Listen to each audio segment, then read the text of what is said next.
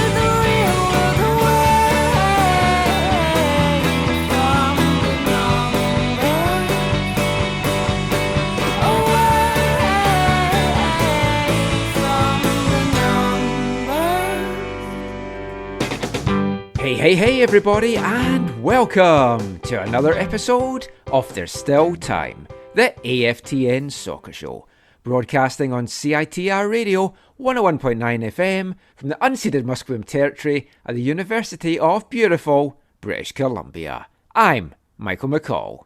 I'm Steve Pander. And I'm Zachary Adam Eisenhammer.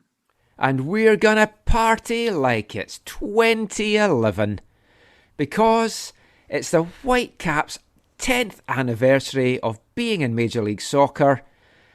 10 years in MLS. March 19th, 2011 was when the first game kicked off. TFC 4-2 win. We're going to be covering a lot about that in tonight's show. We've got some special guests that played in that match as well. Some of you may have seen our live YouTube video that we did on Friday where we chatted with Gershon Koffie. He's going to be in tonight's show, as is Russell Teibert.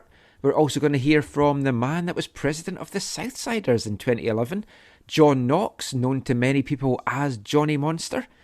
And yeah, we're repping all the gear. I'm wearing my 2011 away kit.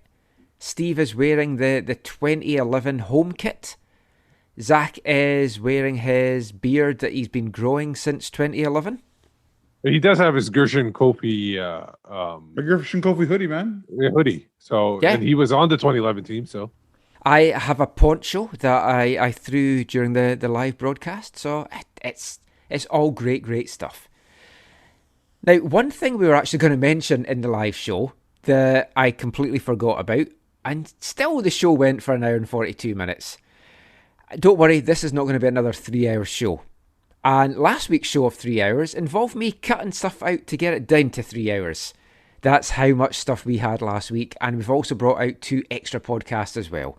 So who knows how long this is going to be, but I'm pretty sure it's not going to be 3 hours. But the one thing that we didn't talk about during the live show was what our thoughts and memories are of 2011 season, but in particular that inaugural game, the TFC game. I'll share mine in a few minutes. Let's kick off with Steve. What's your memories of that TFC game back in 2011? it was just honestly, I know it sounds cliche, but the stadium, it felt like electric. It was a perfect setting. Like I honestly don't think it wouldn't have been as good as if BC Place was ready. And it was like, on its way. Like I think the way I kind of sat off to the south, so kind of like, where they always go said East End, stand up or whatever with that chant from that year. So I was just off to the side. But when you're sitting there or standing and you're like looking over at the mountains, it was a fantastic view and stuff like that. So I just loved it. I love that place. Even when the days it rained, it was fantastic. It was an absolutely beautiful view. I mean, that was Vancouver in a nutshell in that stadium. The stadium itself, I think it's easy to look back at it with fond memories. I don't know how fit for purpose it really was from a fan's point of view. Getting in and out of your seats was a pain in the ass. Yeah, they were cramped. That's why I got the end seats. I knew it would be like that, so I got the end seats, so I had plenty of leg room. Oh, I think I was, let's see, I've got my thing here. Section 217, row J, seat 14. So right in the middle of the row. That's probably why my memories of that is not great. But I mean, the view was fantastic. When you were bouncing and making noise on the bleachers, it was great. I had a season ticket, front row of the south side. I spent some games there, some in the press box. Elsewhere in the stadium, I mean, it wasn't great for getting around. It wasn't great for getting in and out of. The players had to change in porta cabins. Bathroom facilities weren't that great. Yeah, lineups for it as well. It's like horrendous. So I mean, it's easy to look back and go, "Oh, I missed that," but I still do. It's like, but then I have seen football played in a lot of shitholes in Scottish stadiums and in lower league Scottish football. But I mean, Zach, what's your memories? Let's take it back to like pre-match. Where were you pre-match? Oh man, I don't remember everything about all that, but I do remember. I don't know if I went into Oscars that day because it was so packed. Oh, it was jam-packed. I remember joining up and being a part of the march, getting to the stadium, and then like stopping and getting like leaving the march so I could watch like the flow of people. It was an epic march. So kudos to Johnny and Brett and all the Southsiders who helped make that happen that day, because it was memorable. It wasn't the longest march in the world, but it was significant. It was a march that could have it was a march to remember for sure. I like you guys, or like you, Michael. I had two options for seats. We had front row seats in the south side. I forget even what section it was called at Empire, but one of the south side sections. And our other season tickets for that year, even though at BC Place they were on the other side of the stadium, they ended up at Empire because the configurations are nowhere near being equal. Well, it didn't help that they'd forgotten certain rows of seats initially as well at BC Place. Yes. Oh man. So yeah, my other tickets ended up being front row, right in front of where the players walked in and out. With some people that became La Dulce Vancouver, and then it was essentially a birthing ground for Curva Collective. And so but then for that game I was with the South Side. My wife came to the game. My son, who was, I think he was like underage, so he didn't have a ticket. He was on our shoulders and standing on the bench with us. Yeah, because he was 2, so he got in with us. So it was fun. I think they met me at the stadium that day, because I wasn't with them for the march for sure. But it was just awesome. You guys are right. Like Steve, you're bang on. Like you wouldn't get that same kind of vibe in BC Place, even if you had like extra people that you could fit in there. The view, and like even with the roof open, you still would not have captured things the way that open air setting. Not even close. The view added so much to it. It sucked because they had to share with the pigskin people, so the supporters were kind of far away at the back. I had season tickets for the Lions as well when they played out with Empire. Which would have been nicer to see them outside. But yeah, the atmosphere. There was more. It was more like for me personally, there was more like a buzz, because there was like massive growing pains, which is again I think part of why Curva Collective started. There was massive growing pains in terms of like the actual way to support and all that kind of stuff, right? Like I don't know if you remember that day, Michael, but I think it was like each half there was 8 songs sung like 4 times and then repeated in the second half. Like it was not repetition was terrible. Yeah, it was not great, but it was growing pains. Like that's I'm not blaming anyone for that. It was part of where things were at and where things were going and what was possible and all that kind of stuff. And because you can't expect people to suddenly learn chants that they've maybe never sang at a big event like that before, and it's a bit alien to them. But well, I mean, but the flip side of that is you don't learn unless you hear the stuff either. Exactly. There's different ways to look at that, and you're right though. Culture here is not singing in public culture. Like there's maybe if you go to a religious gathering or you go to a concert. But those are the 2 places maybe people sing out loud, feel comfortable singing out loud. And sporting events is not really a part of that, although football has grown that in the city.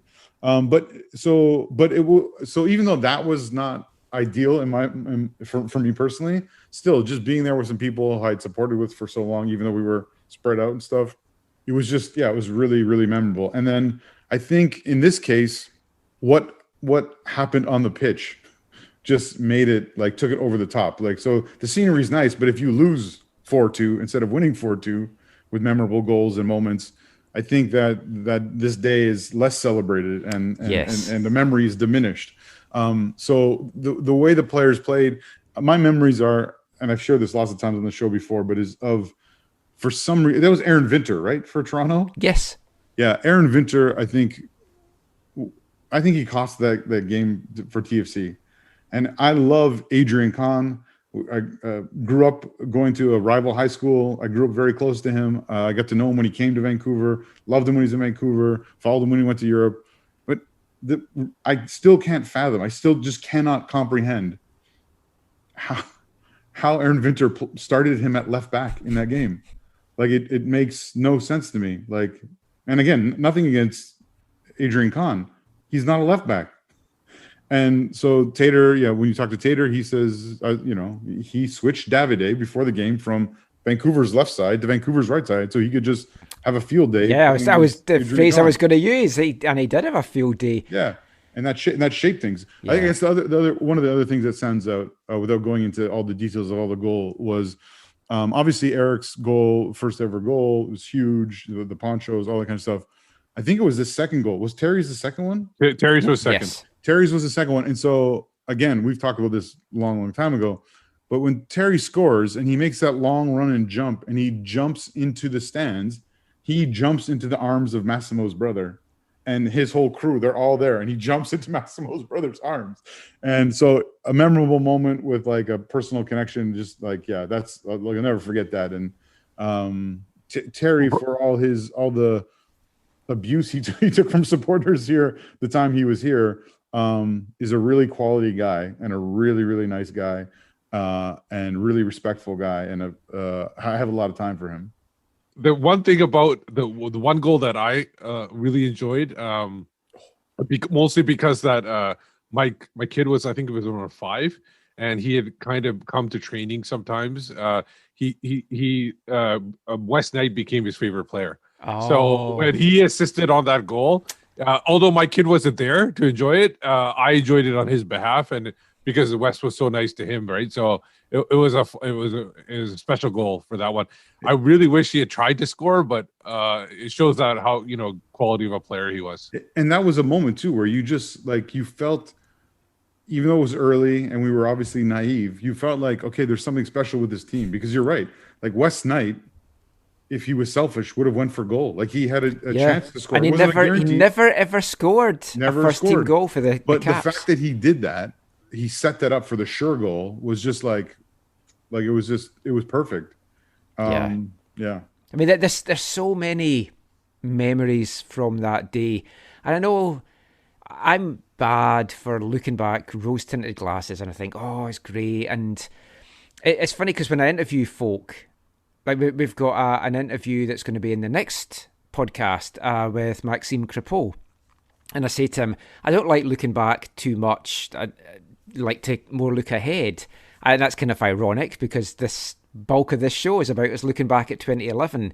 But when I say that, I mean looking back and analysing things, like analysing last season. What's the point now? It's done and dusted. But looking back at something special like this 10 years ago, it's a day. How do you guys feel? Do you guys feel like it's 10 years ago? Because I can remember it like yesterday. It seems like it's a closer time than like last year. Cause actually, yes. Last year seems like forever, but 10 years ago seems like it's been, it just like you said, it just feels like it happened yesterday.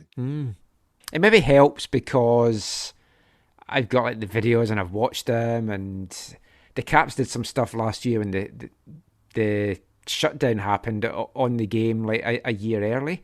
I just think it's a momentous day.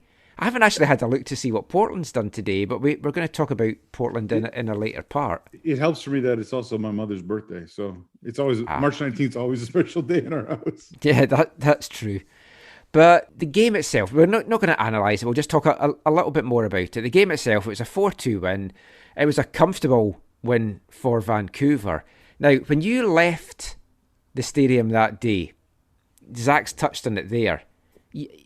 You couldn't help but think, oh, this is great. We're in MLS. We've won our first game. We've played well. This is going to be a great season. BTFC. And basically, that's what the season was. It's crazy to look back on that game now. And not only was that the highlight of that season, although right up there is the SKC 3-3 dramatic comeback game, but looking back at 10 years in MLS, it's still right up there with one of the best Whitecaps moments in MLS. Yeah, 100%. Unfortunately, because there haven't been that many more moments that would have exceeded it. But it's something new, and it's the start of something new. And like you said, when you leave that game and you win 4-2 against a team that is considered a strong team in the league, you have high expectations. And then you had players like, and we didn't even know about these players that much before they came in, but you got like Eric Hasley scoring 2 goals. You got David Comiento all over the pitch, distributing and everything. And you got Alan Rochat running up and down the left side. And you got Jay Demerit at the back. There was a lot to be excited about. Even I think Russell Teibert had a pretty good showing in that game, if I'm not mistaken, too, as a youngster. So there was a lot of things that you could looking forward to after that. Yeah, I mean, he definitely did. Like, starting lineup for that day: Jay Norley, Jonathan Leathers, Jay Demerit, Michael Boxall, Alain Rochat, Davide Comiento, Gershon Koffie, Terry Dunfield, Russell Teibert, Tiba Harris, Eric Hasley. Coming off the bench as subs were Nitzer Kalfan, Wes Knight, and Camilo made an appearance with 7 minutes to go. Whatever happened to him? But I mean, there's so many iconic moments from that day. Hasley's pose with the badge in his mouth, that's like one of those photos. Dunfield jumping into the crowd. And you talked about Russell Teibert there. The only guy from that team, the only guy from that squad, still with the Whitecaps, 10 years on. He celebrated 10 years of signing a professional deal with the Whitecaps this week, was given a presentation by the Southsiders and Rain City Brigade. He'd obviously been through with the Whitecaps before that, moving to the Whitecaps from Ontario to join their academy, and then turned pro, played in that first game. 10 years later, still with the club. Got a chance to chat with Russell on Thursday, just about his memories of that inaugural game against TFC, that first season, 10 years at the club. Does he have another 10 years in him?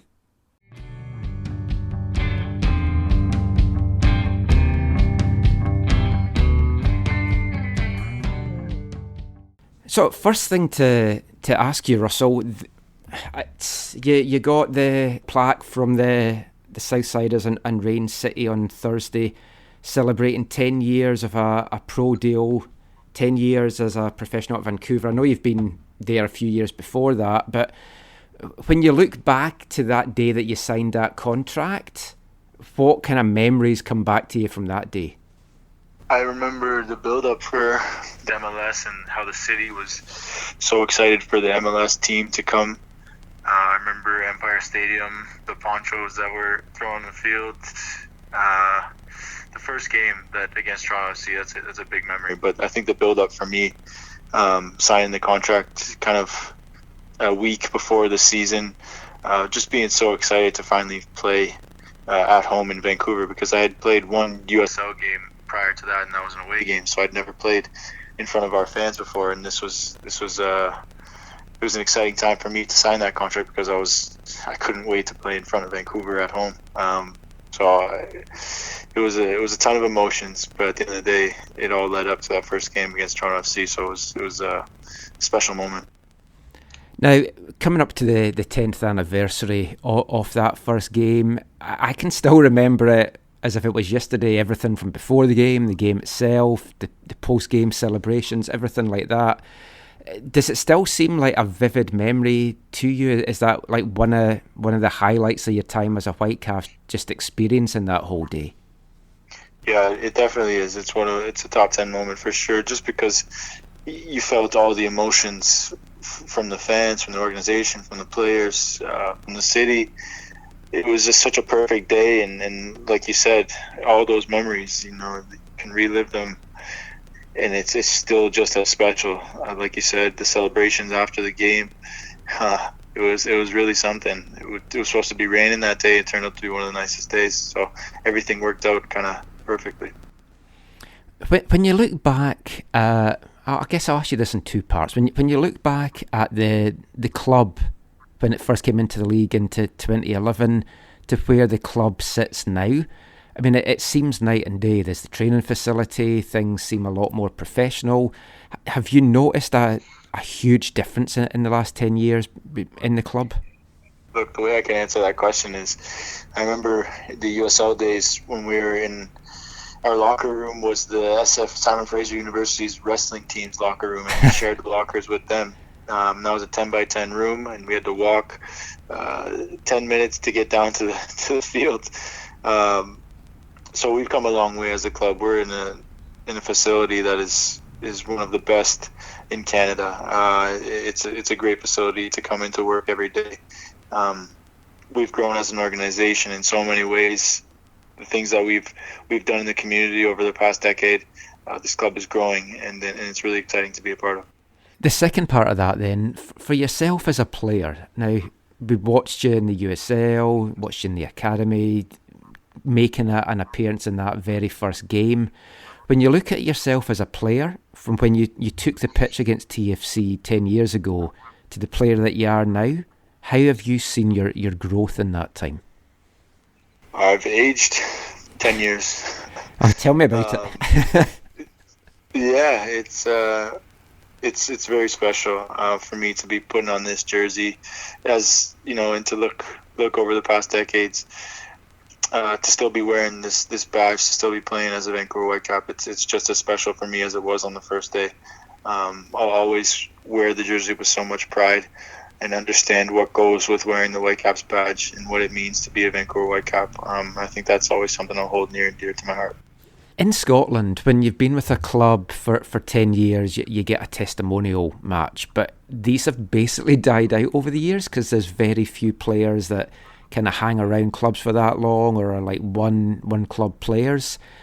When you joined the academy at the tail end of the 2000s, could you ever have imagined that you would still be at the club all these years later? I remember having a conversation, and one of those conversations was with Bob Leonarduzzi, and he asked me where I wanted to play and what my goals were. And I had said, I want to be a Vancouver Whitecap. This is where I want to play. I guess you can't really guess what's going to happen. And, I would probably say I never expected to be here as long as I have and to play as long as I have, because there's times in your career where you second guess yourself. And, there were definitely times in my career where I second guess myself. But I've always been a person to push myself, to keep working, to get over the next obstacle. And I've always been able to persevere. I love this club. I love this city. Vancouver has become a second home to me. The people have been amazing since I've arrived here. They've welcomed me and adopted me into their city. The fans, even when I see them now, they're always so warm and welcoming on the street, and always, wishing the Whitecaps the best, and always saying "Go Caps." And it's just a city that has taken me in, and I owe this city so much. And I think that's why, over the past few years, I've tried to give back to this community, to this city, and the people of it, because it's given me so much. It's given me livelihood. It's given me, great pride, great happiness, great joy, and the little I can do to try and give back in the community is what I'll do, and I'll try and give my best back to this community. And just two things to finish off, just looking ahead to the season to come. It looks an exciting squad that Mark and the team have put together. I know it's another difficult season because you're starting off down in Salt Lake, but from what you've seen at training, and I know there's a lot of guys missing, but from what you're expecting from this year, it feels like it's going to be a good year for the team. You go into every year being optimistic, and you go into every year knowing it's going to take a lot of work, and you go into every year, with championships in mind, with making playoffs in mind, with being better than the year before that. You want those things in the back of your mind, and you push for those things. You set goals as a team, you set goals as individuals, and you want to attack those goals. And we have a lot of guys returning from the previous year. We've built a good core here. We're all familiar with each other, and we're going to add new pieces that are going to make the squad even better. So, like you mentioned, it's going to be different being down in Salt Lake, but I guess it kind of just depends on which way you look at it. It could be a great thing for our team to be uprooted, to be in a different city, and we're going to have to rely on each other even more. and we're going to have to become even more of a family. So it's all about perspective and how you look at the situation. But I know from this group of guys, we're excited to get this season going. We know that we're going to be building on something. We laid a foundation last year, and we're just building on it this season. And playoffs is definitely the goal. That's fantastic. That answered both the things I was going to ask you in one. So thanks so much for your time today, Russell. Been a pleasure watching you these past 10 years. Here's to another 10, I guess. That would take you up to 37. You could do that. Yeah, thank you very much, man. I appreciate that. It's always good to see you and good to talk. That's great. Cheers, Russell. Take care. Bye. Okay, take care. Bye-bye.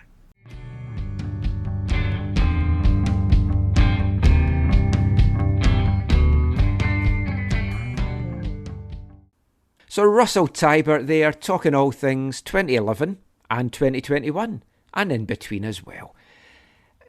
When you look at Russell, from the player he was in 2011 to the player that he is now, what kind of changes have you seen in him? Well, the biggest thing I think is he doesn't wear flip-flops when he rides a bike. I think that would be the biggest change, because that really derailed his season that year.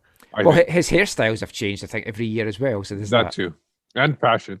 But I think obviously at that time he was playing as a left winger, kind of attacking player. And he's kind of moved around. He's gone to left back. He's gone into the central midfield. So he's kind of go over trying to find that one position. That's the problem, I think, that came about, that he wasn't able to find that one position. And so they kept trying him out, and he really never had the time to develop that one spot. So I think that was probably his biggest issue and hindrance. Yeah, he can now, as a veteran, it's really fantastic that he can play multiple positions. But if he could have found that position early on, I think it would have been even a better 10 years that he had right now. I mean, if you're a utility player in MLS, you've got longevity.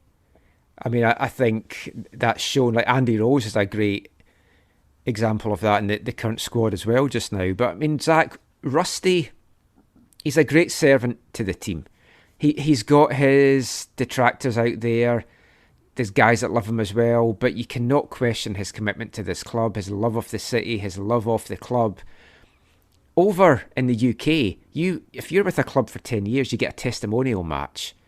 And there's so few players get that nowadays. I mean, I mentioned that to Russell in the interview. It's like hardly anyone is a one-club player. Hardly anyone spends 10 years with a one club. It's a tremendous achievement.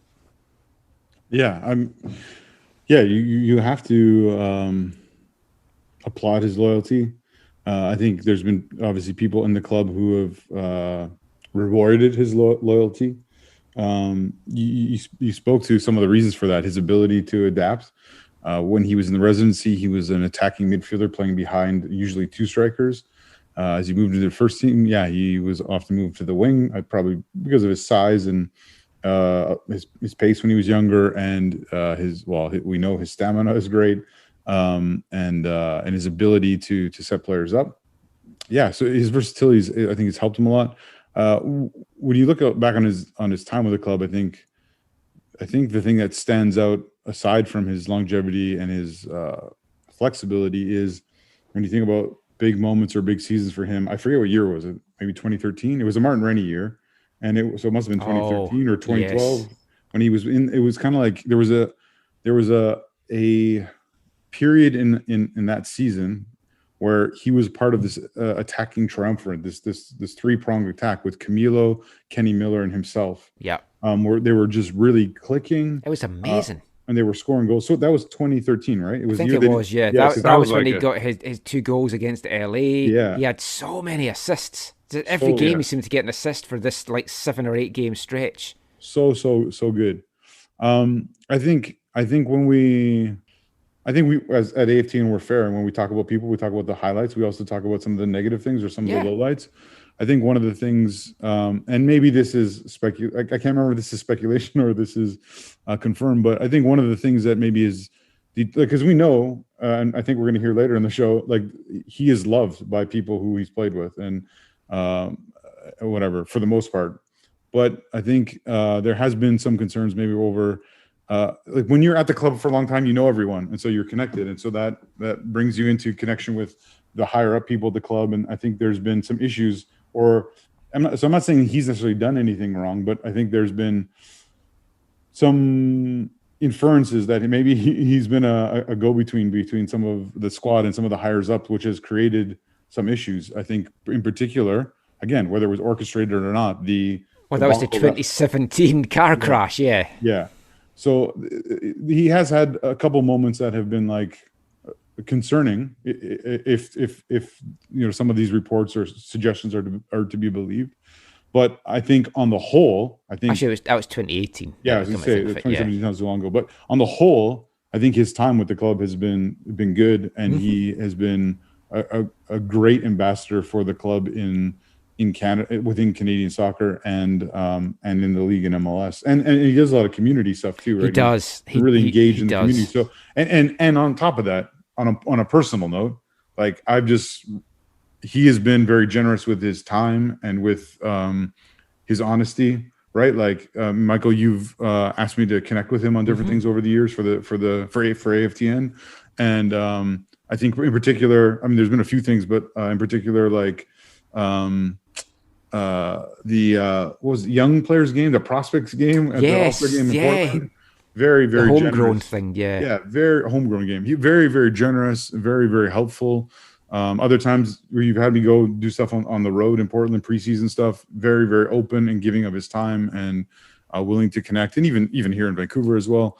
So like as a person, like I really appreciate him, and he's been really, really great with me. And he's been great with me as well. It's like, I think as media, if you treat him properly and respectfully, he's a good interview. And I joked at the end there, here's to another 10 years. He's only 27. 10 years would take him up to 37. It's like, never say never. And the one thing about I think that, like whatever you want to call it about like the way he presents himself in the media, I think a lot of that has to do with the fact that he probably hears the stuff that the fans are saying about him. And so, as everybody knows, the media is kind of like a link to the fans, like kind of asking the questions. So I think that he might perceive that in there, kind of make a connection there. So I don't know, that might have something to do with that too, because there have been a lot of people out there in the supporters groups and regular fans that have not been big fans of Teibert. Oh yeah, he's been much maligned by a certain section, a noisy section of the online fan base, which sometimes Whitecaps online fans it's brutal environment sometimes when you're reading comments after a game. But he's a reliable guy. If you need to bring in a guy off the bench or into the squad because of injuries to start a game, you can rely on Russell. You know what you're going to get from him. And yeah, maybe it's not the sexiest midfield player out there, but I'd rather have a player like that on the team and a player like Andy Rose, that you know what you're getting, can play in a multitude of positions, and you can depend on him, reliable, everything like that. And that's what Rusty does. And with the knowing what he's going to do too, he does have the ability to create. He hasn't always been put in a position to create. Yeah, I thought he was better last year with regards to that. I've got to say, I thought he had a better season. I haven't delved into stats, but the eye test for me was he was being a bit more forward thinking. But we know where Russell is. We've just heard from him there. He's still with the Whitecaps. Michael Boxall is still in MLS with Minnesota. They're the only two players from that inaugural team against TFC that are still in MLS. But there is a third player from that starting 11 that is still plying his trade in North American football. That is Gershon Koffie. And we're going to hear from him in part 3. But coming up after the break, we're going to hear from a man that was very heavily involved with the supporter side of things for that 2011 game, former president of the Southsiders, John Knox, Johnny Monster himself. We'll be back with that after this. Hi, I'm Mark Dos Santos, and you're listening to the AFTN Soccer Show.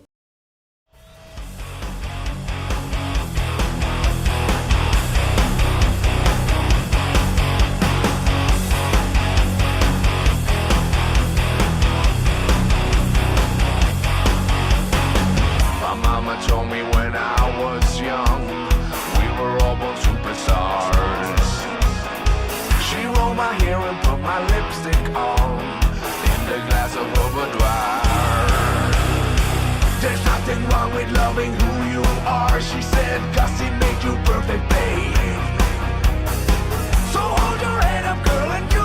far. Listen to what I say. I'm beautiful in my way, 'cause God makes no mistake. I'm on the right track, baby, I was born this way. Don't hide yourself in regret, just love yourself and you're set. I'm on the right track, baby, I was born this way. Ooh, there ain't no other way, baby, I was born this way. Baby, I was born this way. Ooh, there ain't no other way, baby, I was born this way. Right track, baby, I was born this way. Welcome back to the AFTN Soccer Show on CITR Radio 101.9 FM. And we've kicked off this part with something a little bit different in a couple of ways. If you cast your minds back to 2019, seems so long ago now, when we were doing all our kind of soccer ball celebrations for the 40th anniversary of Vancouver winning the soccer ball in 1979, one of the fun things that I liked to do was to find out the number one singles and albums and stuff like that in the week that we were doing it 40 years ago, and then playing a song or two that was number one or in the charts or something from that period.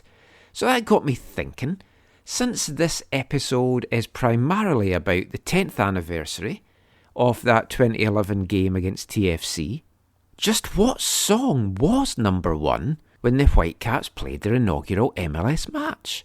Well, it turned out to be Lady Gaga and her song Born This Way. Now, regular listeners of the show know that we're probably not what you would class as a Lady Gaga kind of style music playing show. I like my thrash, my punk, my metal, my hip-hop, rap, stuff like that. Not so much Lady Gaga. Not knocking her too much, she's got some good songs out there. But I thought, I'm going to play a version of Born This Way that kind of fits into the kind of songs we play. So that's what you heard there.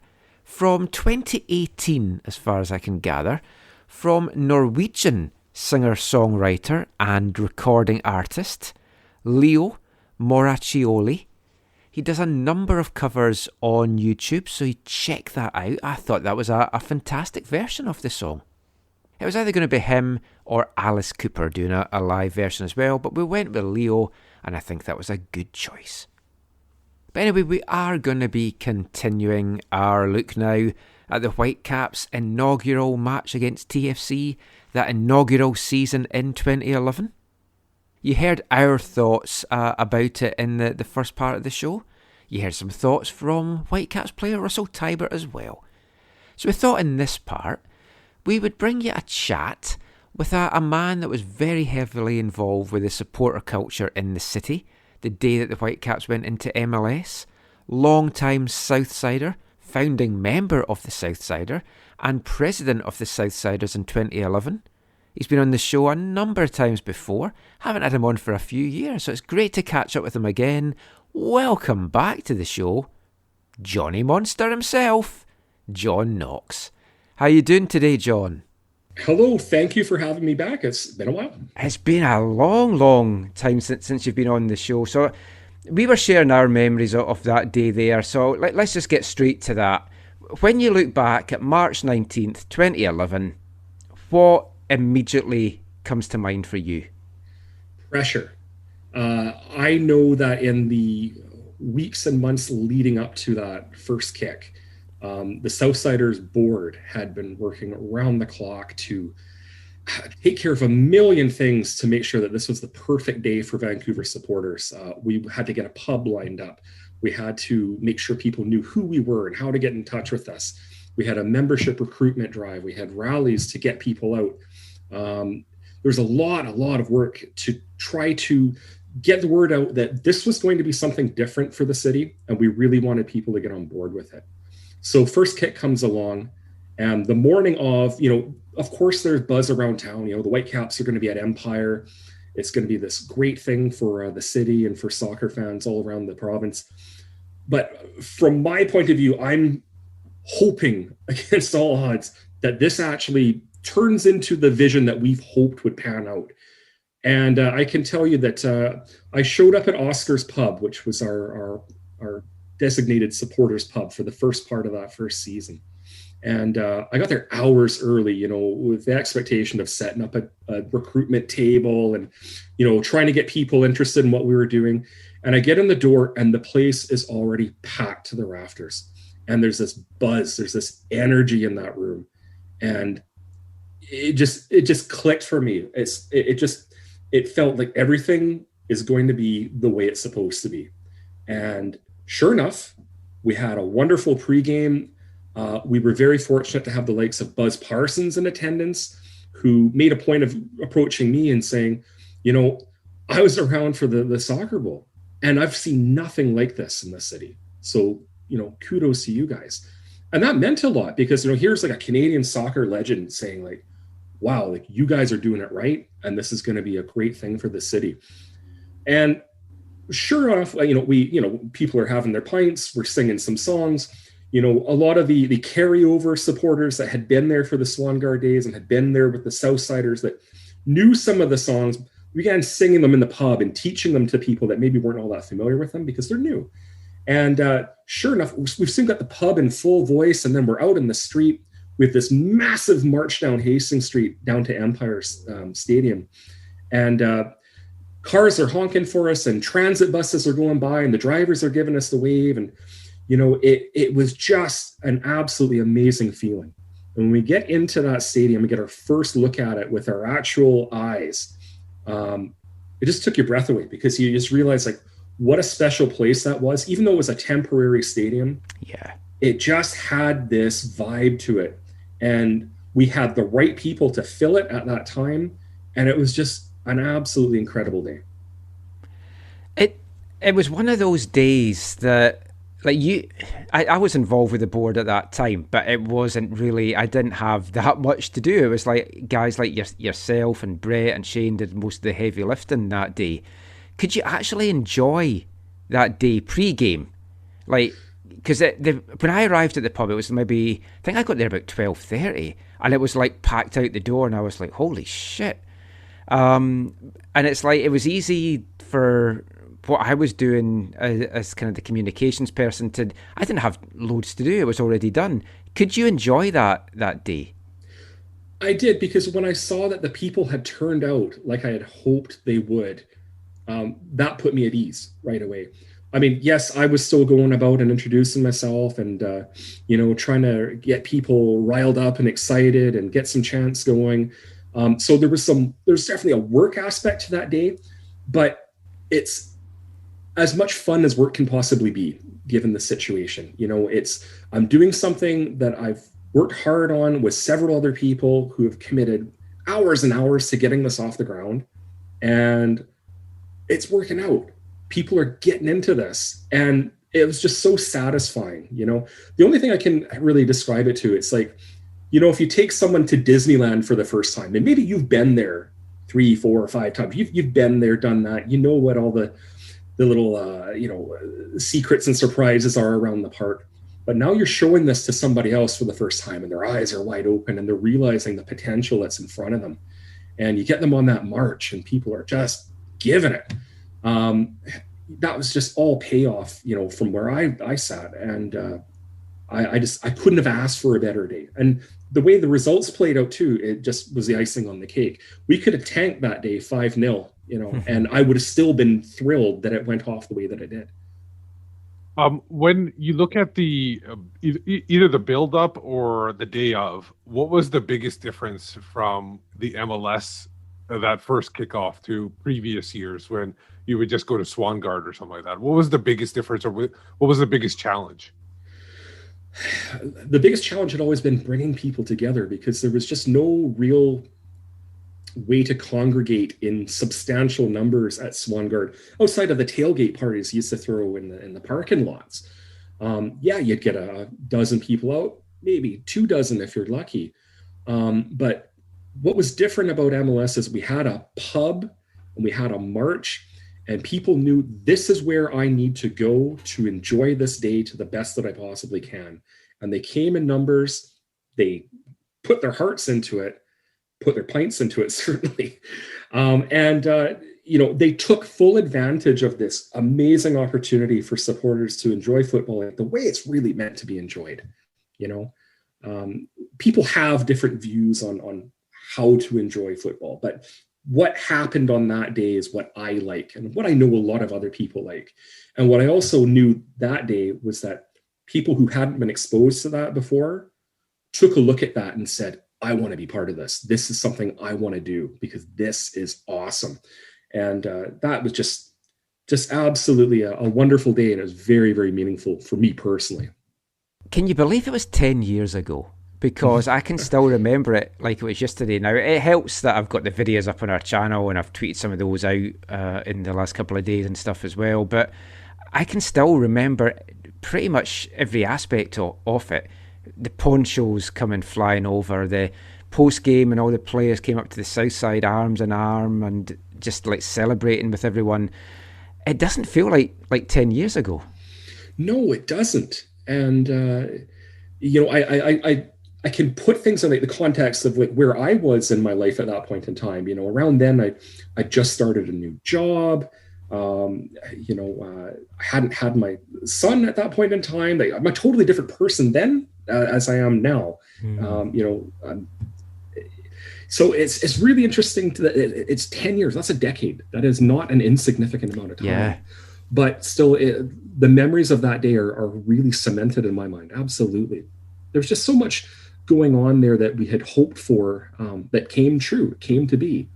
And, the results and, the play on the pitch was great. The atmosphere in the stadium was great. The views around the stadium were lovely as well. I wasn't expecting it to look picturesque. It was beautiful from the south side out to the mountains. I know. And you know what? I have to give the club full credit for making the best use of that site, the temporary location that it was. I mean, it didn't have all the amenities that you'll find at BC Place, but they made it work. And, honestly, location aside, I would still take Empire over BC Place in a heartbeat any day of the week. Yeah, getting in and out of your seat wasn't the easiest thing, especially in the south side. But yeah. I mean, that day was great. The win was great. The season obviously was not so great. If we fast forward 10 years now and you look at where the club is now to where it was 10 years ago, and you started watching the team, I don't know when you started watching it, but I know the Southsiders were formed in 99, so I don't know if that was your first season watching it or not, but there was like big growth from then to joining MLS. Do you feel there's been that continued growth, or have we maybe not accelerated? And obviously success-wise we haven't, but just as a growth as a club, do you feel we should be where we are 10 years down the line, or are we way off the pace? We're way off the pace. I started following this club when they were the 86ers, when the club first formed. I was 8 years old. My parents took me to games at Swangard. I watched Carl Valentine and Bobby and, later, Dominic Mobilio and John Catliff, all these like amazing Canadian players.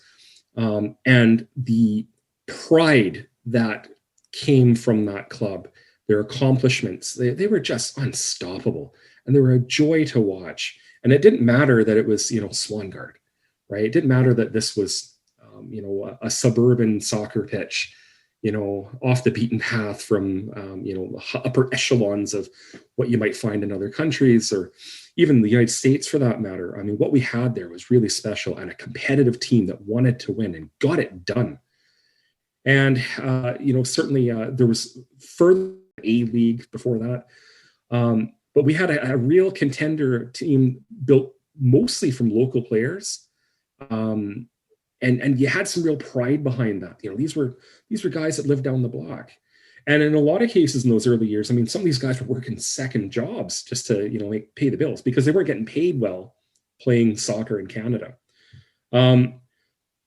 Moving into MLS was definitely a progression to sort of pursuing excellence, but I don't think that we have come anywhere near where we need to be. We have not been consistently competitive. It just seems like we're on year 10 of a 10-year rebuild, right? And that's tough. That's tough for supporters that want to, put their hearts and souls behind this team.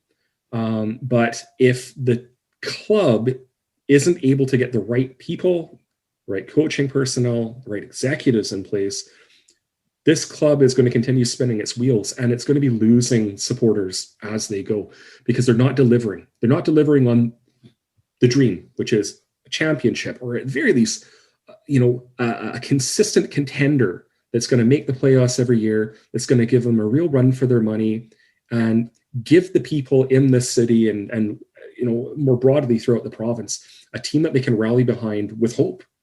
Because if you're constantly rebuilding and starting things over and trying to plug holes in your roster and trying to find that number 10 that we just can't ever seem to sign, it's exhausting for supporters, and you're going to lose people. And certainly that's probably one of many reasons why Whitecaps attendance has been on a downward trend in recent years.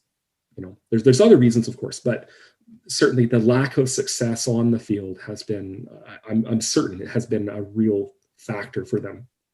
For the connection between the supporters groups and the club itself, have you noticed anything? Like, was there one moment in time over these 10 years while you were involved that you saw something change in them compared to what they were at Swangard to MLS? You don't have to go into specifics if you don't want to. No, I'm an open book on this. If you have any questions, I'm more than happy to answer. What I can say is that there's always been obstacles. We have, when I say we, I mean people who are in leadership positions within the supporters groups have over the years tried to work with the Whitecaps on many different issues, some small, some large, to try to get them resolved. And the pattern that I have seen over my time when I have been involved in that kind of a role has always been, they want to hear it from us. They'll talk about it. They'll think about it. Right now, the answer is no, maybe sometime later. And then a few years down the road, there's a complete reversal, and the supporters end up getting what they asked for years before. And that's happened over and over and over again, whether it's been things like ticket pricing, like the pricing structure around the pitch, the away support tickets, signage in the stadium. What does that mean? What's political? What's not political? Standing up for, rights for individuals who are marginalized or maybe subject to abuse or harassment in the stadium setting. Supporters in Vancouver have been very good at bringing these things to the front office. I think we've been heard, but it's the lack of action that has been frustrating. And while I'm grateful to have seen, an almost perfect track record of supporters eventually getting everything that we've wanted, it's just the timing, right? The supporters pushed for GA. They finally got it after years and years and years of hemming and hawing at the front office, like, oh, I don't know if we can do this. It's going to inconvenience people. And then suddenly it's like, yeah, this is great. Let's do it. I do want to give the Whitecaps credit. They have put people in positions to liaise with supporters groups, and those people are great. They've got the best of intentions. That's certainly been my experience. I think that all supporters groups recognize that usually the people that we're dealing with aren't the decision makers. They're not the ones that can put the rubber stamp on the action that needs to happen. That's another internal process that needs to happen within the club. All we can do is make our case, explain why it makes sense. And, so to sort of wrap up your question, I apologize for rambling a little bit here, but have I seen a change in relationship? I think I've seen more of a willingness for the club to hear us out. I've not seen swift movement to action. And maybe that's just the reality of modern soccer. I really don't have any context outside of dealing with the Whitecaps, but progress is slow. It's great when you make that progress, and I'm very pleased both for my time with the Southsiders and those who have served in leadership roles after me. They've had a lot on their plate. They've had to get over some really difficult and challenging situations, and it has been an uphill battle most of the time. But I think I like to say that the supporters in Vancouver can be the conscience of the club at times. And we're rarely wrong. And I don't mean to say that in a snide kind of way. I mean that to say that we want what's best for the club and for the people that support this club. And it's frustrating sometimes when we don't feel like we're being heard or the concerns aren't being taken seriously. But it's been my experience that things eventually work out in the direction we want them to go. And I would just hope that for those who are dealing with future situations, don't give up, stick with it, because I can't think of any particular issue in my many years of involvement in various levels with Southsiders leadership where things that we have pursued never happened, because they've always happened because we've continued to push for them. And I think that all supporters in Vancouver benefit from that, whether they're wearing a Southsider scarf or they're sitting in a different part of the stadium. There's a lot of good people putting in a lot of volunteer hours to make that experience better for all of us. And if they continue to be persistent, eventually the club comes around. And that's a positive thing that I can say that has come out of working with the Whitecaps over the years, is that they do eventually come around. That's been my experience, and I know that's been the experience of others who have been in the president's role or other Southsiders executive positions. Now, Michael's not a big fan of PC culture. And so I just want to ask, it basically shifted quite a bit really quickly when we got into MLS, where some of the chants were taken out because a family-friendly environment wanted to be had. How did that affect the Southsiders as the years went on while you were there? I think that one of the things that comes to my mind was not so much the family aspect of the crowds that were now turning out to the soccer games, but it was the fact that some of our most ardent and vocal supporters were women. And prior to MLS, the Southsiders were almost exclusively male. I think we recognized as our membership exploded into numbers that we had not dreamed of ever happening. Now we have we're getting a lot of good advice from female supporters and LGBTQ supporters and people who had not previously been involved with Southsiders, or at least not in a visible and vocal way. And in listening to those people, I think that Southsiders leadership kind of recognized that, maybe some of these chants are a bit outdated. Maybe they're not suited for the times anymore. Like one example is the old, she fell over.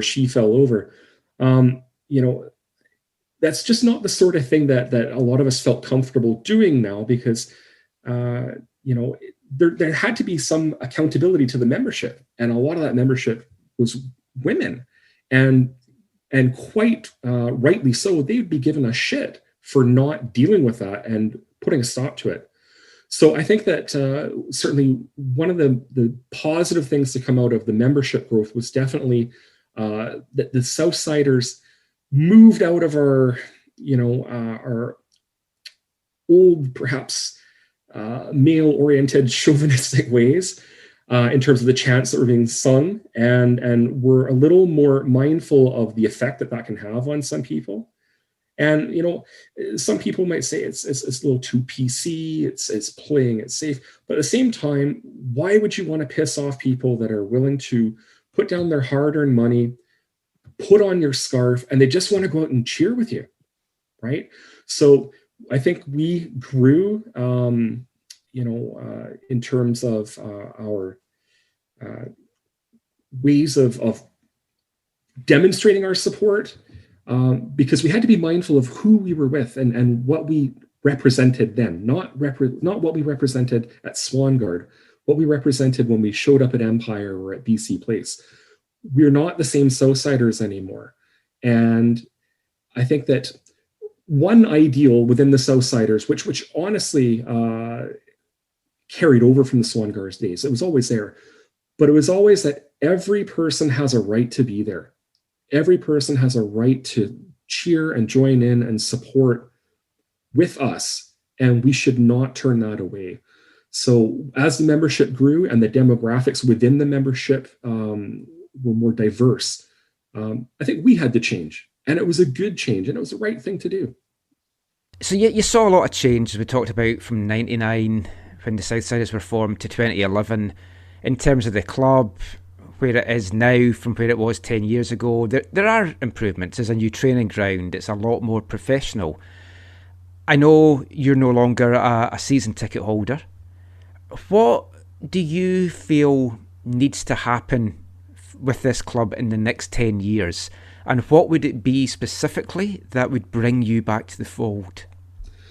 It's a tough question. My issue with the Whitecaps right now is that I have been so disappointed in their handling of some of the very serious issues that have come up in recent years. Specifically, there's a sexual assault allegation involving some of our youth players. And there were also the many concerns that were brought forward by our women's Whitecaps players and also the Canadian national players who had brought concerns forward 10 years ago.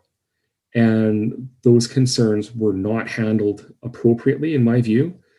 And, I think most of us who follow the local soccer community are aware of Kira McCormack's blog, and that came out, just over a year ago, I think now, where she revealed some of the difficulties that were going on with the Whitecaps and with the Canadian national program when she was involved there.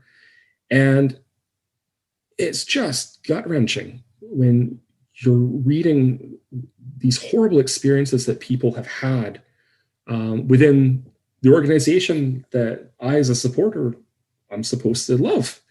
And, when the blog became such a powder keg of attention, and quite rightly so, I was even more disappointed in the fact that, the women who had been so deeply affected by this were still having such a difficult time connecting with Whitecaps senior leadership to try to bring some kind of resolution to some very real and painful trauma that had been unresolved for so long. And, it shouldn't take Southsiders walking out of matches to prompt ownership to have a meeting with these people. It shouldn't take us, supporters doing news hits with the media, talking about why we're walking out. For the women to get meetings with owners without the attendance of people who they have specifically named as being a source of their trauma, right? This is something which I understand that the Whitecaps ownership were initially not willing to do. And that just baffles me, because what I'm seeing is a complete lack of human decency when the situations are being handled like that. And so I really, really struggled to justify to myself, like, why am I giving my money to this organization? Because they treat people terribly.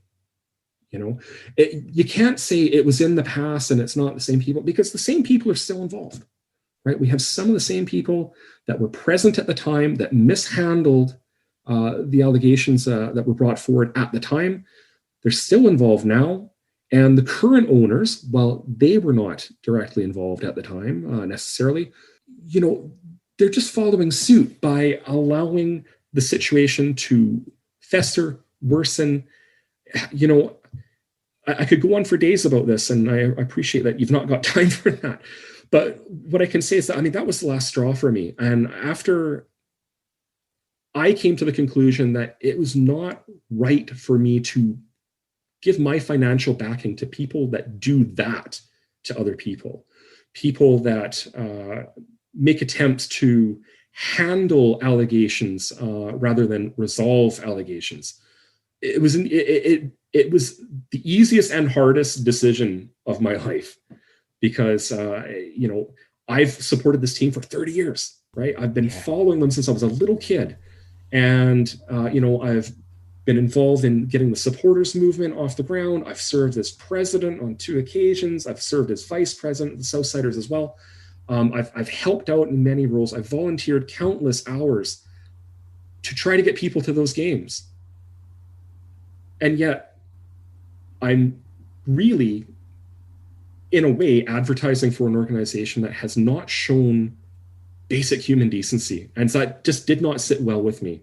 And so I discontinued my tickets. I'm not going back until I think really new owners step in, or at the bare minimum that some of those executives that were involved at the time of the women's players scandal and the sexual assault allegations out of the youth program, they have to be gone, because they are part of what's holding us back. If these are the people that are giving guidance and advice to ownership, where is this club going to go?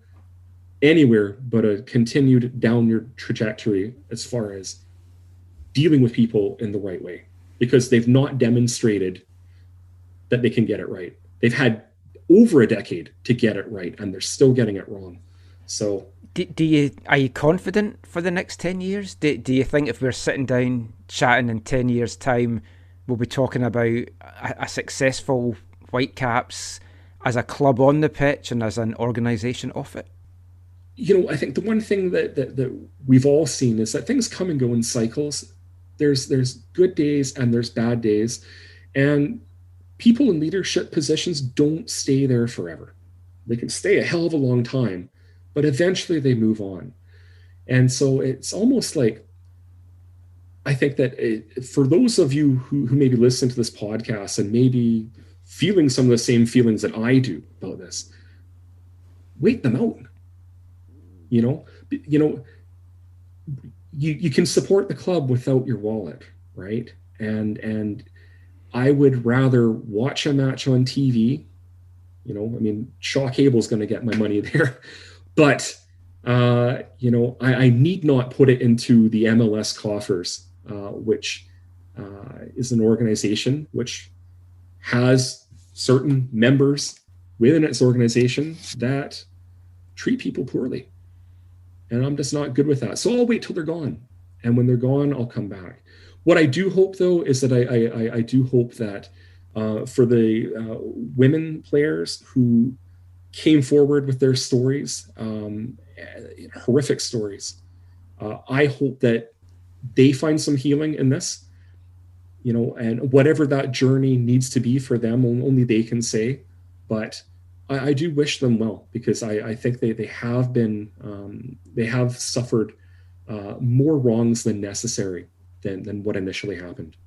And that's largely on ownership and the executive leadership team.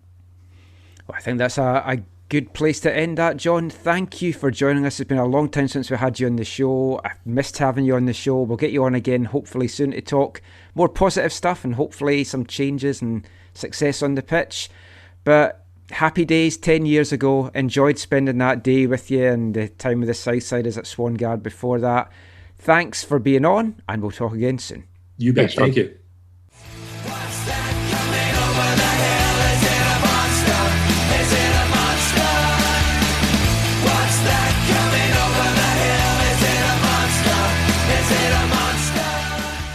So some great stuff from Johnny there, just reliving the days back in 2011.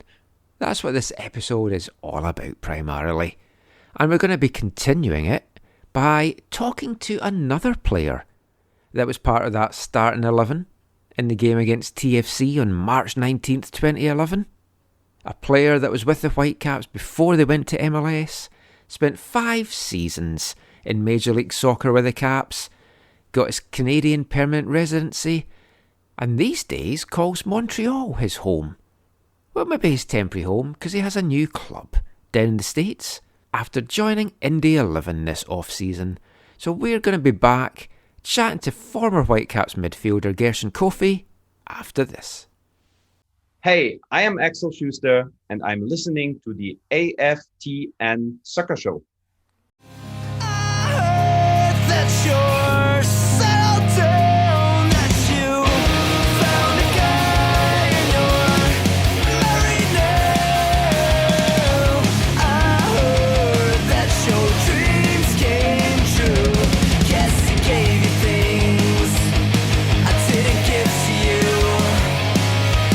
I hate to turn up out of the blue uninvited, but I couldn't stay away.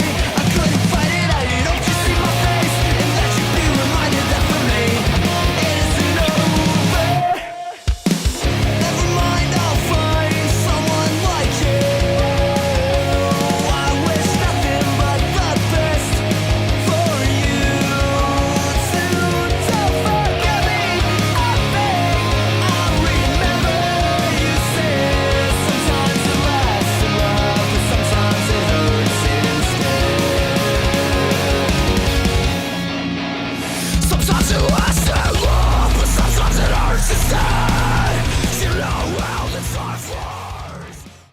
Welcome back to the AFTN Soccer Show on CITR Radio 101.9 FM. And kicking off this part, I went for another cover version of another song that was number one the day that the Whitecaps played their inaugural MLS match. This time, I went back to my home country to see what was number one in Scotland, what was number one in the UK on that day, and it turned out to be Adele with her famous song, Someone Like You. That's a great song. I love it, but again, wanted to kind of get a version that maybe kind of fit in with the vibe that we have here at the AFTN Soccer Show. So I listened to a few online, and I settled for the one you've heard just now. It's from 2012. It's from a Hungarian band, keeping our European-themed music for the month. They're called Till We Drop, and that was their version of Someone Like You. And a very good version, I think you'll agree. But we're going to get back to the football chat now, and we're going to bring you a chat with a former Whitecap, another player that played in that inaugural game against TFC back in 2011. Was with the clubs before they joined MLS, one season in the USL, then spent 5 seasons in Major League Soccer with Vancouver, a couple of seasons then with New England before going on to play in Norway, Kuwait, and then Israel. Has come back to North America, reunited with his former Whitecaps coach Martin Rennie, and will be playing the 2021 season for USL Championship side Indy 11. So we got a chance to chat with Gersh on our live YouTube stream on Friday. If you haven't checked that out yet, you can either listen to the interview with Gersh just now or watch the video. I recommend doing both because apart from chatting to Gersh on the show, there's about another 50 minutes of content that is just for the YouTube channel. But we want to bring you the interview in the podcast as well. So it's a pretty in-depth one. We highly recommend you making your favourite hot beverage, grabbing your biscuit of choice, preferably a chocolate digestive, but any biscuit is fine. Sit back, put your feet up, and listen to us chat with an MLS original Whitecap.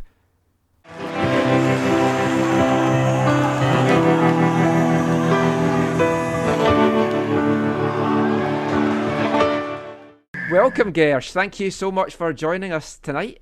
Thank you. Thank you for having me. Now, if people don't know, Gersh is back in North America. He has signed for USL club Indy 11, playing under his old boss, Martin Rennie. So we'll talk to Gersh a little bit about that. We will chat about his time elsewhere in MLS, his time playing over in Europe. But most of all, we're going to chat to him about the Whitecaps. And I mean, so many things to chat to you about, Gersh. But first thing I want to start with is just asking you, when you look back at your time in Vancouver, there was 5 years in MLS, there was before that in the USL days. How do you look back at your time in Vancouver? How much did you enjoy your time here? A good question. Well, as you know, I came arrived in Vancouver in 2010. And played a couple of games in the NASL. So from then, I went back to Ghana, spent time with the family. I came back for the MLS preseason and stuff around January 2011. So I know nothing about Vancouver in the first place, but the first 6 months, 2010, that I stayed in Vancouver, I got to meet a couple of people. And Zach is one of those people. And then also, Daniel is the Baba guy. Enim is another guy that I met. So they started to make me feel at home before I went to Ghana in the end of the season. So coming back 2011 for the MLS, I already know some parts of Vancouver. I already know a couple of people from Vancouver as a family. So 2011 was very good for me because I feel home already before I came back. I mean, that first season in MLS, obviously there was a lot of ups and downs. There was highs, there was lows. But we'll talk about the highs because we're recording this 10 years ago. It was the very first game, that 4-2 win over TFC at Empire Field. What's your memories of like the build up to that game in the city and like the day itself? Did it just kind of go by in a flash for you, or is it a day that you really got to have a chance to soak in the atmosphere and the occasion? Well, it was really an electrified atmosphere, and first thing I remember was the fans after the first goal from Eric Ashley, because that was my first time seeing something like that, like first goal, and then the fans. I don't know what exactly they were throwing on the field, but they threw a lot of stuff on the field, and I heard it was like a tradition, like in Canada, because I saw TFC did the same thing, when they scored their first goal, not with us though, but with the same goal. So after the first goal, Eric Ashley scored. It was. I couldn't hold my joy, but I tried to be in the game because it's a 90 minutes game and we need to win, which we did, and that was a time that I cannot forget.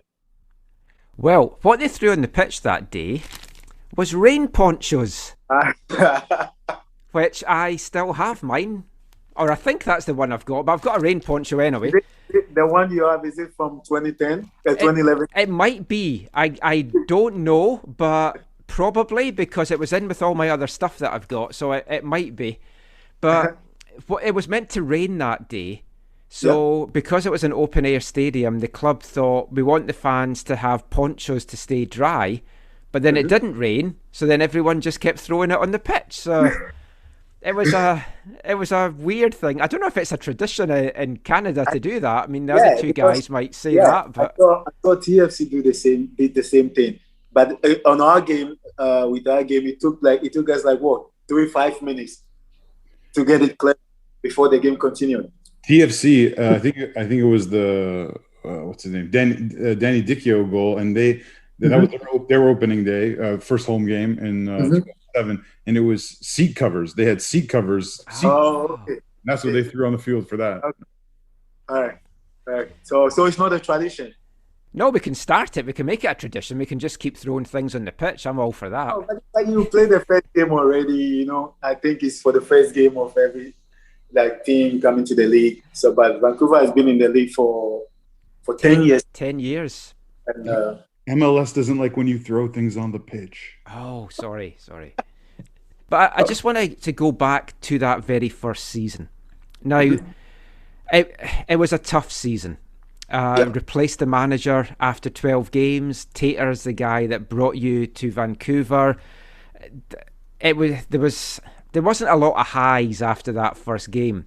There was the TFC game. There was the great comeback game against Sporting Kansas City.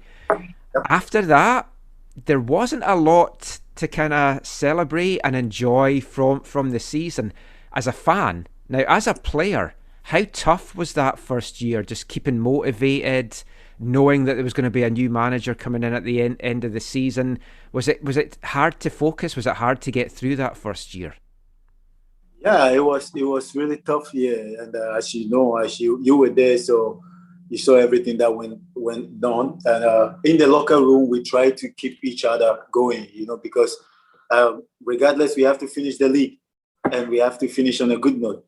So we cannot say to the league that because we lost a couple of games, a lot of downs, so we have to quit the game. No. So in the locker room I would say the energy wasn't down. Although we're not getting the results that we need, the energy was not down. We still keep each other going, and until the season. But it wasn't the great season that we had. Must be honest. So it was quite tough for me personally. But also we have one, like you said, the comeback against Sporting Kansas City, and the first game against Toronto. These things keep us going, because when we look at that, we feel like, okay, we can get better results. And we lost, and we go to the next game hoping that we can get another good result. So we keep going game after game until we get a new manager. During those tough times that season, who were some of the players that everybody leaned on, like some of the veteran players? You being a young player yourself, who were some of the guys that you leaned on during that year? Alan Richard, David Kiminto, Eric Ashley, J. Demerit. And I think the same year they brought Pete Vines. Yeah. So, and Shea Salinas was there as well. So we have a couple of older guys that we lean on, and they talk to us as the young guys to keep us going. But this is the name I mentioned was the pillar, was the stronghold, and Terry Dunfield. Yeah, so we have good guys that we can lean on and learn from that keep us going that year. I might have a question to ask you about Terry Dunfield later in the show, but we'll see if we've got time for that one. You spent 5 seasons with the Caps. How did you see the team grow from that first year going forward? With the team get better. Like compared to the first year, the second year we won more than one game, and then I don't remember if we win any away game, but I think we did. J.D. Mary, we won in Chivas. Yeah, that was the first away one. Yeah, so things change, big lines. So we started to play good football. We started to get some results, because we get to know each other more. We get to lean on each other more and help each other to grow. So it was big difference from that year to my time that I left Vancouver. It was big difference. And what are some of your other favorite memories, maybe off the pitch or on the pitch, that you enjoyed? Anything you can share with us there? Yeah, the fans. From I think the fans keep getting better every year. And then for me personally, I'm a fan favorite, I will say, because I love the fans and they love me back. So the fan base is really, really strong in Vancouver, and I can see that it keeps growing stronger. So the team get better through the fans, because I cannot say that a better team can get so much good without the fans. So kudos to the fans, and they should keep what they're doing. Gersh, it's so good to see your face. I know it's not in person, but it's so nice. Yeah, it's been years.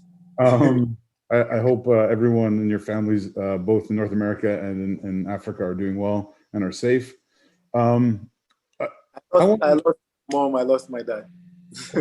Yes. Yeah. But we still. Well, that was, how long ago was that now?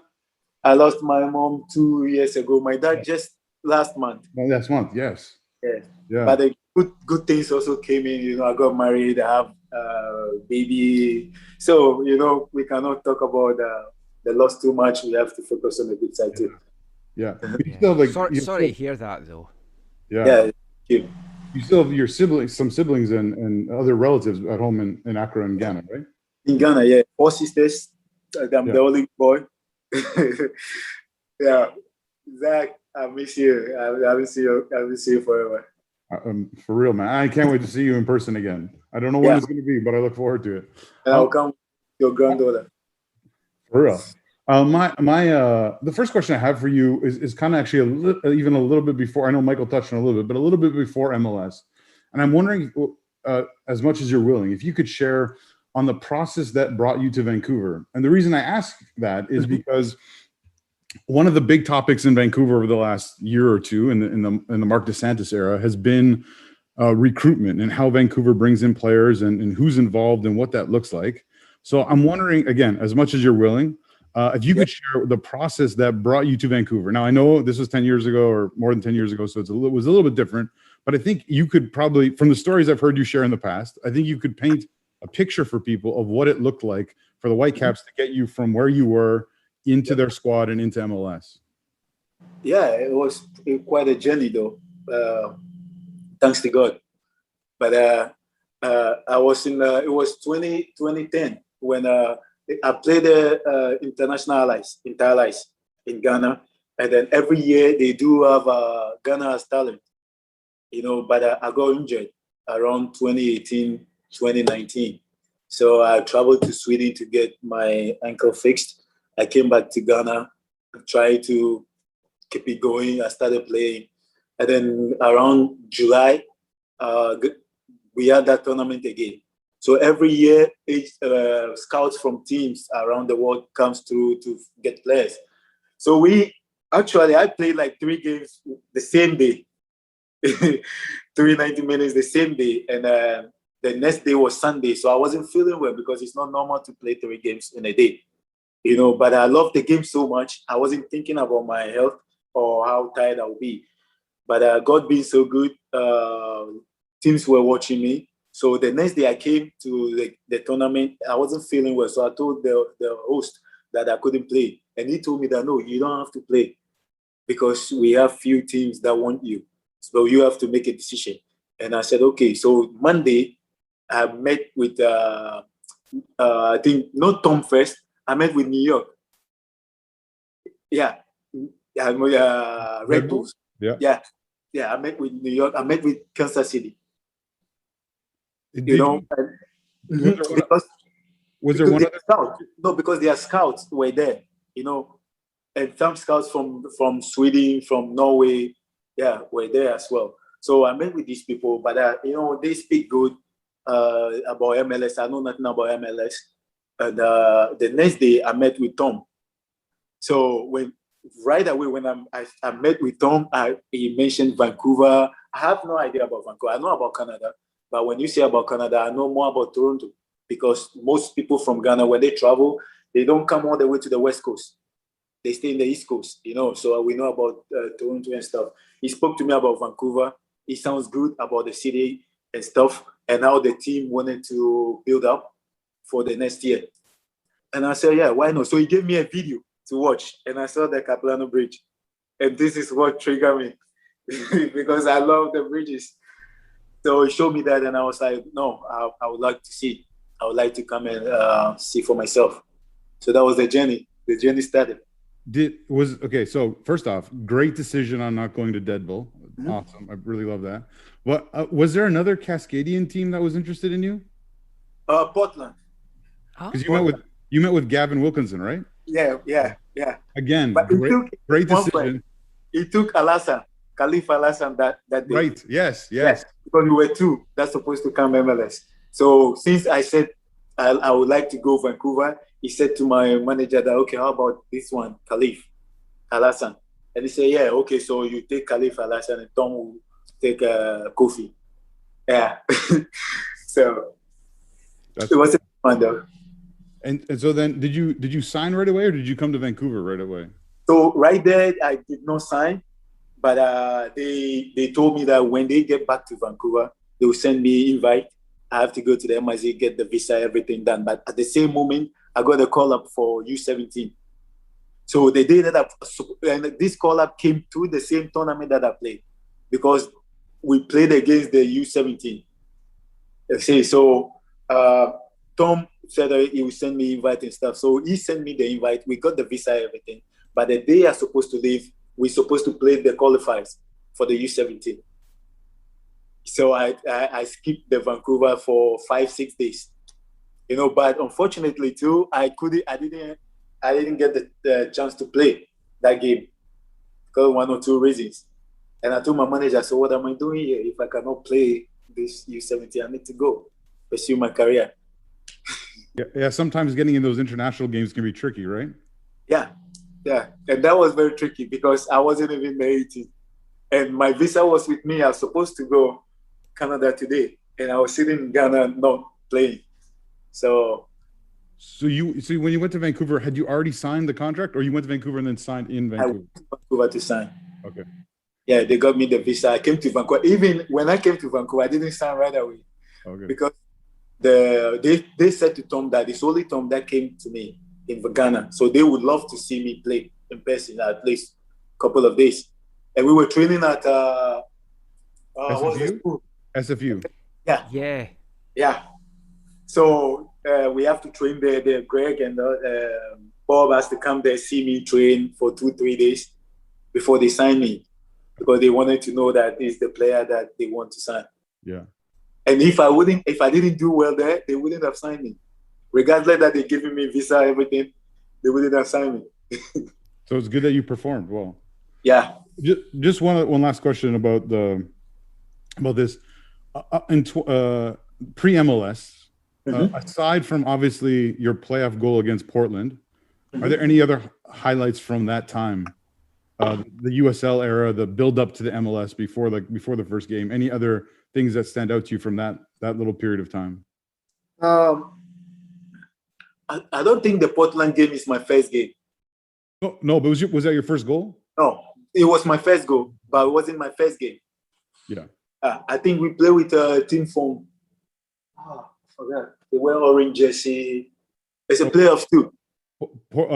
Carolina Railhawks or Puerto Rico Islanders? Yeah, Puerto Rico. Yeah, we played them, and that was my first game. And I saw the crowd.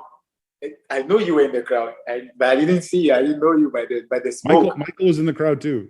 No. So I saw the smoke behind our goal, and I was like, because Ghana, you cannot do that. You cannot set the fire like smoke and stuff like that. Yeah, so, you're not meant to do it here either. But you guys did it, and I saw the smoke, and I was like, "What's going on?" They should call the fire service, fire department, and the fans was going crazy. Like, I love it. I really loved it. That Swangat.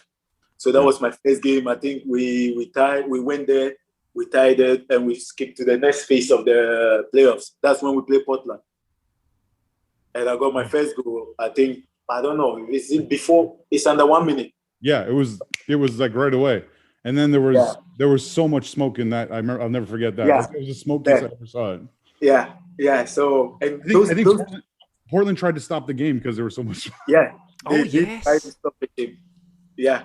And it was really good memories, and I see all these things like it just happened yesterday. To be honest, yeah. So it's a fresh memory still in my mind, and it's because you're so young. Well, yeah, because we've got an article coming out on Saturday that's going to be like, where are they now? From the 11 guys that played or started that game against TFC. And you're one of only 3 players from that first team that's actually still playing. Because it's yourself, Michael Boxall, and Russell Teibert. So the 3 of you are the only ones that's still playing. Everyone else is retired. I guess the 3 of us were the youngest at that time. Yeah, so that probably has a lot to do with it as well. Because, like I said, the first year we have a lot of guys, but they are not like so young, like 20, 21. They've played around the world before they came to Vancouver. Eric Ashley, Alan, David, Terry Dunfield, not all of them. They've played out before they came to Vancouver. But we, like Boxall, myself, Russell, it's like we coming up. And I'm really, really happy to see Russell still with the Whitecaps. And I respect him for that. Yeah. I spoke to him yesterday, actually. So we've got him coming up on our show as well. So 10 years as a pro. He obviously was with the club before that as well. So, I mean, we talked about your first goal there. So we've got a question in on Twitter from Gideon Hill. You scored 9 goals for the Whitecaps in MLS play. I think you might have got a couple others in non-MLS play as well. I'm not 100% sure of that. But when you look back at your Whitecaps goals, what is your favourite goal that you've scored as a Whitecap? This is a tough question. It's like I have kids and you're asking me which one is my favourite. Steve picks his favourite all the time.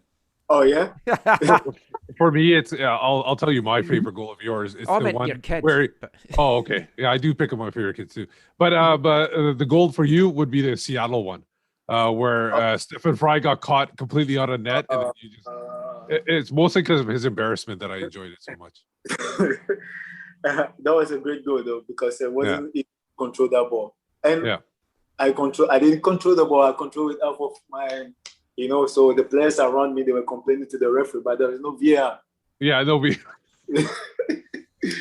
Yeah, but also I would say for me is the Real Salt Lake goal. Yeah, the one you pick is a incredible goal. But he gave me the choice to score that goal, the goalie. Because Armando, I think it was the goal I would not eat. Because that was easy goal. It's just the controlling and the mindset wasn't just easy, because you have to know where you're kicking the ball, right? But for me, it wasn't in the goal, so I was like, let me just kick the ball. Yeah, but the goal against Salt Lake, I'll pick that. And I think that goal won the goal of the year for Whitecaps. I think it did, yeah. Gersh, did I hear you saying that if VAR existed, your goal from distance against Seattle would have been called back? They will call back. 100% they will call back. Okay, let me ask you about a goal that was definitely not your most glamorous, but it was crucial. I'm going to screw up the year now, and the year is actually really important. But the opening round of the Voyageurs Cup at home to Edmonton, we're losing to Edmonton 1-0, I believe, and I believe also you have the weight not only of playing central midfield for the team, but I believe you had a heavy weight on your left arm because you were the captain in that moment. Yeah. And you scored that little goal just in front of I made them score. I made them get their goal from the right. Yeah, I lost the ball on the wrong. They scored. I forgot about that part. Good. You forgot about that, but it's good you think about the good ones. But it was a simple finish with your left foot, right? Like you were in the area. Yeah. But how was that 2015? 2015. That was the year we won the exactly. Yeah. And so that put the game equal, and then we went to Edmonton after that. And Matthias Lavago be the hero in Edmonton. Yeah. How big was that goal for you in that moment? It was like I said, every time I get in front of the goal, I'm very calm because if I kicked and I didn't score, I lose nothing. So I don't know why I should be in a rush to score. But Jordan Avi across that ball, and I was in with Eric Etado. So Eric hustled the defender, and the ball fell on my thigh. So the defender was up, and the goalie, they were ready to save the ball if I kicked the first time. So I faked and brought the ball to my left foot. Yeah. So they were all on the other side. Yeah, that makes it easier for me to poke the ball. The other thing I love about your goals, other than maybe, from my memory, than maybe the 2011 one against Chicago, I think they all were like massive goals in the games. Like they were key goals. Like that goal against Edmonton or Seattle is always a big goal. Real Salt Lake was a massive goal. Yeah. I mean, for me, I think it was 2013, the 1-0 against Toronto, the only goal of the game in the season opener. Yeah, that one too. And one more against the Galaxy. I think we tied that. Yeah. Well, now, this is where Michael's going to say he just wished you scored more goals. That was exactly what I was going to say next. Because it's like that, we've talked about this in the show before, Ger. So I'm going to say it to your face because I loved you here. You were a great player. You showed what you could do, but your consistency, I think, let you down. Because one game you'd be brilliant, maybe 2 games in a row you'd be brilliant, then you'd have an off day, and the way the squad was going, you'd get dropped or things would change. And I mean, how hard was it to keep the consistency level going? And do you feel that yourself, that you maybe just had a couple of good games and then dipped a little bit? Yeah, you're right. I felt it, and also the coaches at that time also made me known. And it was like I wasn't thinking too much about that, but it's the reality because I wasn't 100% consistent all the games. Some games I was off, and I don't know why. You know, sometimes I feel so heavy in the game that I don't know what to do, and that let me down. And sometimes I just come to the game like, okay, I'm gonna win this game. I want this game so much, but I never sat for a minute and feel like, today I'm gonna go to the field and just have a nice, relaxed game. No, I always want to come in and win, but it's football, you know, and to keep the consistency going on is another level. And that's the difference that you see in Europe, that the guy always up there. And also it comes to off the field stuff. You know, it's not just on the field, because when after training, do you have problems from back home? Do you have calls that let you down a bit? Which I did at that time, because coming from Ghana and stuff, you know, I have a lot of responsibilities, and sometimes my mom would give me a call that she's not feeling well, and those things comes in. But it's not an excuse, but it just drains me down sometimes, and I cannot share because I just wanted to play. Which if I share with a psychologist or someone, they could have helped me to be on top of my game every weekend. So these things weigh me down sometimes. I totally relate to that. Both my parents are back in Scotland, and they're not in good health. And when you're that far away from your family, it's tough because it's like you can't just go and see them, and you can't get back. So yeah, I mean that I think that explains a lot about that. And of course, there's a reason why players are in MLS as well, because it's like if you were having that level of consistency week in, week out, as you say, you'd be out with a European club. Yeah, for sure. But again, I cannot sit here and be like they are the main cause of that. But also I can psych myself up. But the little things also count. Like I said, if I have that, like someone to talk to, explain to, who can also tell me that no, take this off, go to the game with this mindset, it could help. But at that time I was young, and I feel like I would not need a psychologist. I do not need a sports psychologist to talk to me, because I feel like I can handle everything. But now, at my age right now, I'll be 30 in 3-4 months time. If I'm facing the same problems now, I would like to talk to someone. Yeah. Good call there. A question from YouTube, Austin Sweeney asked, what was your favorite moment in a Whitecaps jersey? I guess when we won the Canadian Cup, it's just because it's the first time, and it remains the first time in my heart. And I guess the celebrations were fantastic that day. It was, and you know what? It was 2 days after my birthday. Oh, that's excellent. Yeah, so it was a special one. Because we talked about it before, because we interviewed I think Russell Teibert after it. He just smelled of alcohol afterwards. You couldn't smell anything else. Yes, everyone. I have pictures that I was pouring beer on Bobby's head. Yeah, I was just spraying him. I never did this with Bob. I cannot do this with Bob on a regular basis. So it was a special night for me. Who were some of your favorite teammates during the 5-6 years you were here? Russell first. He's still my favorite. And Waston. Yeah. I think he's in India. I haven't met him since I've been here. I think he's still with Indy, but he was there the last couple of seasons for sure. Yeah. When I came, I asked about him, and they said he's working with some youth program and stuff. But time to time, he comes to the training ground, so I'm waiting to see him. I can't wait. So and also Eric Ashley is like a big brother to me, and David, Alan.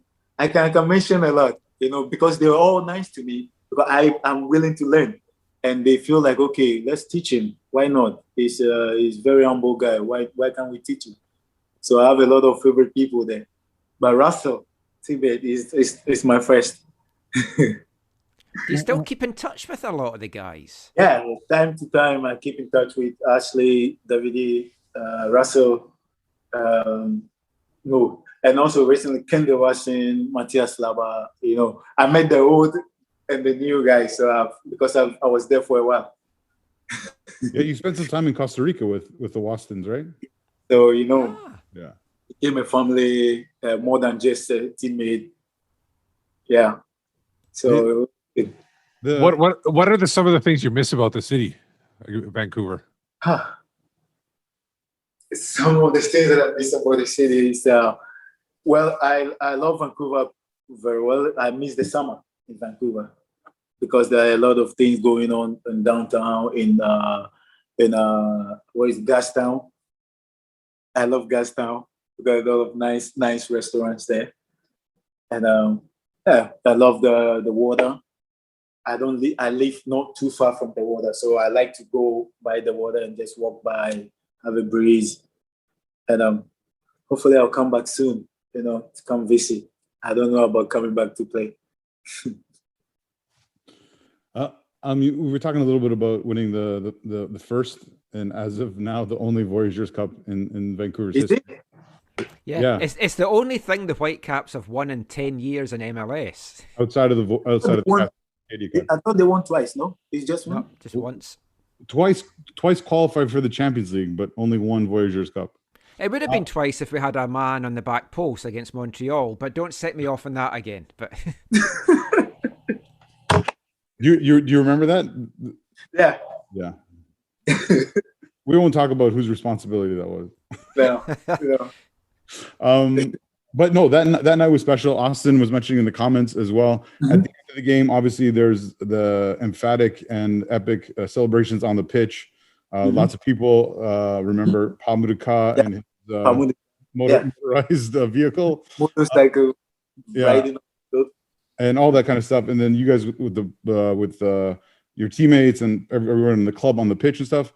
And then after that, you guys came over to celebrate with the supporters. I mean, I think I've said this before on the show, but I don't know, if not my favorite moment as being a supporter, definitely one of them is when you brought over the Voyageurs Cup, our first ever Voyageurs Cup, to celebrate with us and the supporters. You came, you brought it over. You were the person, you were the man, and then a bunch of the other guys came over. Austin mentions it in the comments here on YouTube about how you and then Paulo handed him and his buddy the cup, and how it was such a memorable day.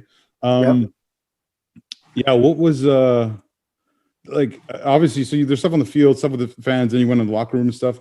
Like, did you guys have a sense of how big it was for the fans? Yeah, I will talk about me for myself, because everybody have their perception about how they come. But me, I because I think that was that finals was the only final I played, because previously we've been to the final a couple of times, but I never played for some reason. I don't know. So that day, Robo asked me, "Do you want to play? I want to bench you this game so you can play the league." And I said, "No, I want to win this one. This is very important to me, personal." So you see how much important I took that game personal. I took it personal that the cup's supposed to be here.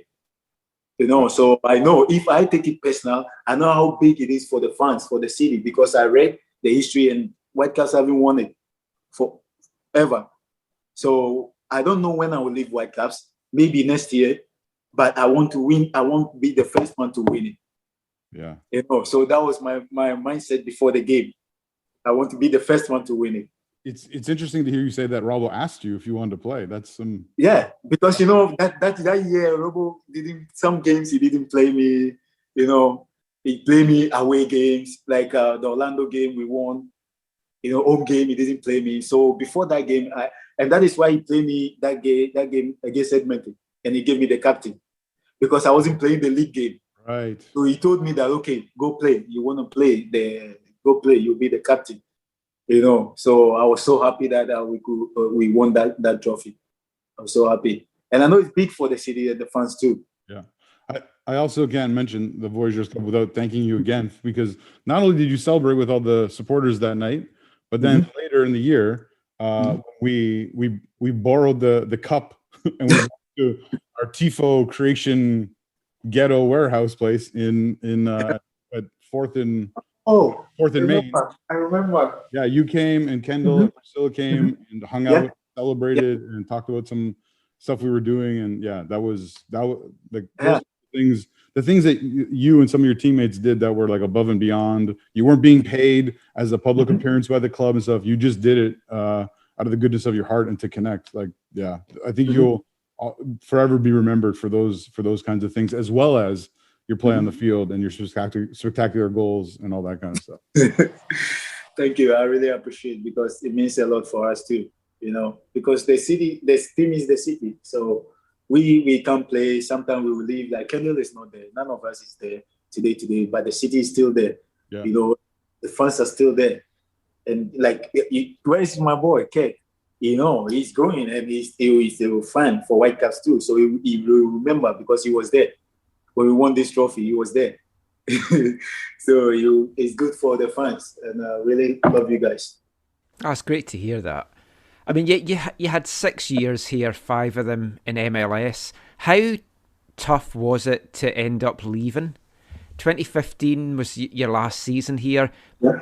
How did you have any choice in that? Did you want to stay? Was it that Robbo just didn't really see a role for you here anymore?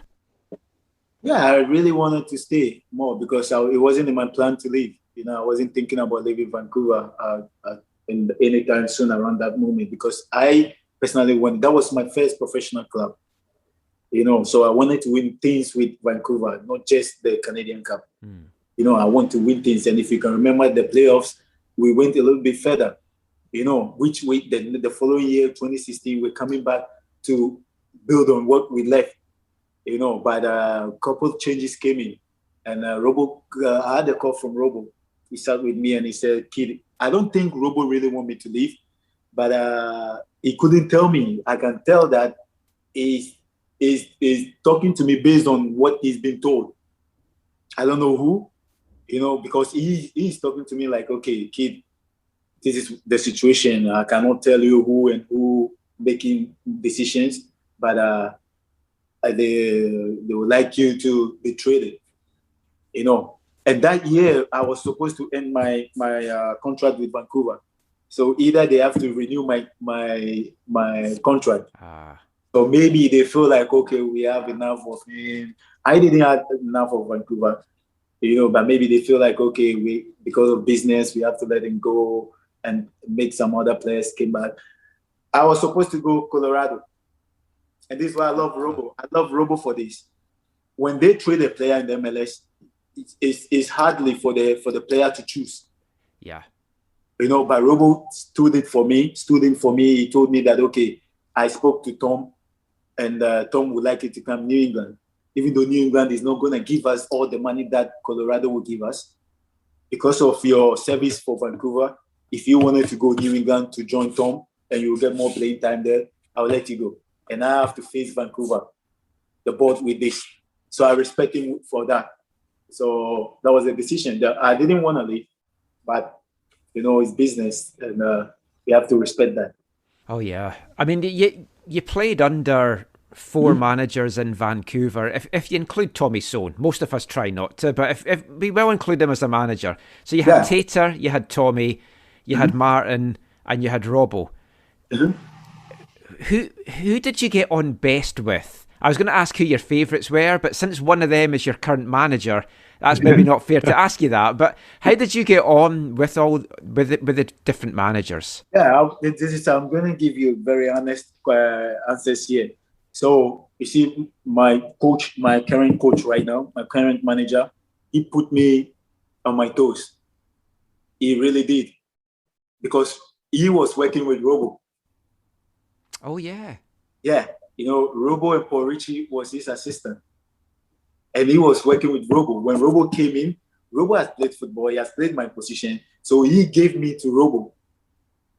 Even though he was the manager, he called Robo. Me and him and Robo had a meeting in the locker room when he came in. And he said to Robo that, okay, I'm giving you this one to coach him.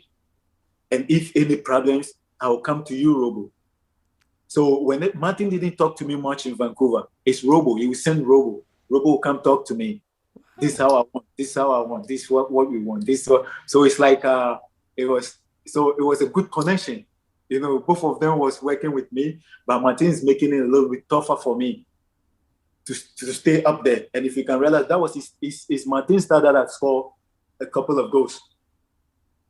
Yeah, and I was on top of my game. So even though he wanted me to be on top of my game, he was trying to push me through Robo. So I would say Martin is my favorite, but it's not everybody that knows why, because I'm very close with Robo. Yeah, came closer with Robo because Martin gave me to Robo. Well, we'll come back to Martin in a few minutes. I don't want to keep you too much longer, because I know it's coming up for 11 o'clock at night where you are just now. But we're enjoying chatting to you, and we've still got a few more things to ask you. I'll take some questions from the chat, because we've got some questions coming in just now. Let's see. Chris Harrop says, if you could have the playing ability of any of the guys that you have played with, and it doesn't have to be Whitecaps players, just any player that you've played with, if you could have had their ability, who would you like to have the ability of? David Community. Oh my God. I don't know. He was born with football. I have no idea how he does it, but he's so special. with his touch, his technique, everything. I would love to have it. I have good technique, but he's on another level. And I learned a little bit from him, because sometimes after training, he will teach me some things. Yeah, so I would love to have his ability because he's not too physical, but he can do everything. Yeah. He was another player that frustrated me in that first year because his consistency wasn't there, and you saw the quality and you know what he could do, and it just, for whatever reason, it didn't come to the fore. But so these things are one of the, like I explained mine, is things that when you have the players like you asking me, he can explain. Like I explained that sometimes he's from home, sometimes he's this, sometimes maybe he was facing one or two challenges, because a good player like him and not be on his top level in MLS, there should be a reason. Yeah, they should. I'll let Steve ask you a few more here. One question from Naveed in the chat. Now, I know you guys probably didn't cross paths at the same time, but considering he was born in Ghana as well, when you played against him, what were your thoughts on Alphonso Davies? Alphonso Davies. Yeah, I don't think you played were teammates of him, but you played against him, especially that first year. Preseason. Did you have preseason with him? Where? No? Okay. No, I never played against him. No. Oh, you didn't play. But what are your thoughts about him and what he's accomplished? I met Alfonso when I was in Vancouver. I went to where did they train the youth? I forgot. Burnaby. Yeah. So I go watch them. I went watch them, and I asked the youth coach, who is this boy? So he called him for me, and I asked him questions, and he said, "Oh, I'm from Ghana." Blah blah blah. The minute he says he's from Ghana, I love it. Because he's so good. He was so good. So I told him that if you can focus on your game, I don't know where you will be, but you'll be a great player. Great player. And I see him just exploring so fast. So I left Vancouver 2015. Before I left, he was training with us. Oh, wow. He was training, but not fully. Yeah. Because when we don't have much players, Robo will let the youth coach bring 2 or 3 players. And he will be one of them, but whenever he comes in, he's so quiet, he's so shy. But when training begins, is something else. With his age and running players in and out, I see great things in Afro. And I'm not surprised to see him where he is now. And I think he will be going even more higher. Yeah. I have higher expectation for my friend for a long time. Mm-hmm. And then one other question for you. You played after MLS. You played in Norway, Kuwait, Israel. Those moves are obviously very diverse. What were your how did those moves go? And then what brought you back to North America? So I was in Kuwait. I went to Israel a year apart. So after Israel, I came back last summer. So when I came back, I was planning to go back to maybe Middle East, Europe, somewhere. It wasn't my plan to come back to North America. But last year was COVID. And when I was in Israel, they closed borders. And I just had my baby. 2019, end of December, I had my baby. So 2020, January, February, March, April, I couldn't see my baby. I couldn't see my daughter, and it was killing me. So when they opened the borders and they opened the airport in Israel, that time the season finished. So I said, no, let me go. So when I got back, I don't know what the next thing will be. Maybe if I travel again, I might not see my baby no more. So my mind, I sat with my wife, we discussed. It's not only me decision. I sat with my wife, we discussed, and I told her that I wanted to be closer because family is everything. So I wanted to get back to the MLS. When I got back, MLS is almost in quarantine. They were playing the MLS comeback and stuff. So it's very difficult to find a team. So my agent worked with, tried to find me a team, but most of them were saying that because the season is almost end, we cannot bring players in and out. So therefore, the months are going apart without me playing. And the longer you haven't played, the difficult to find a team.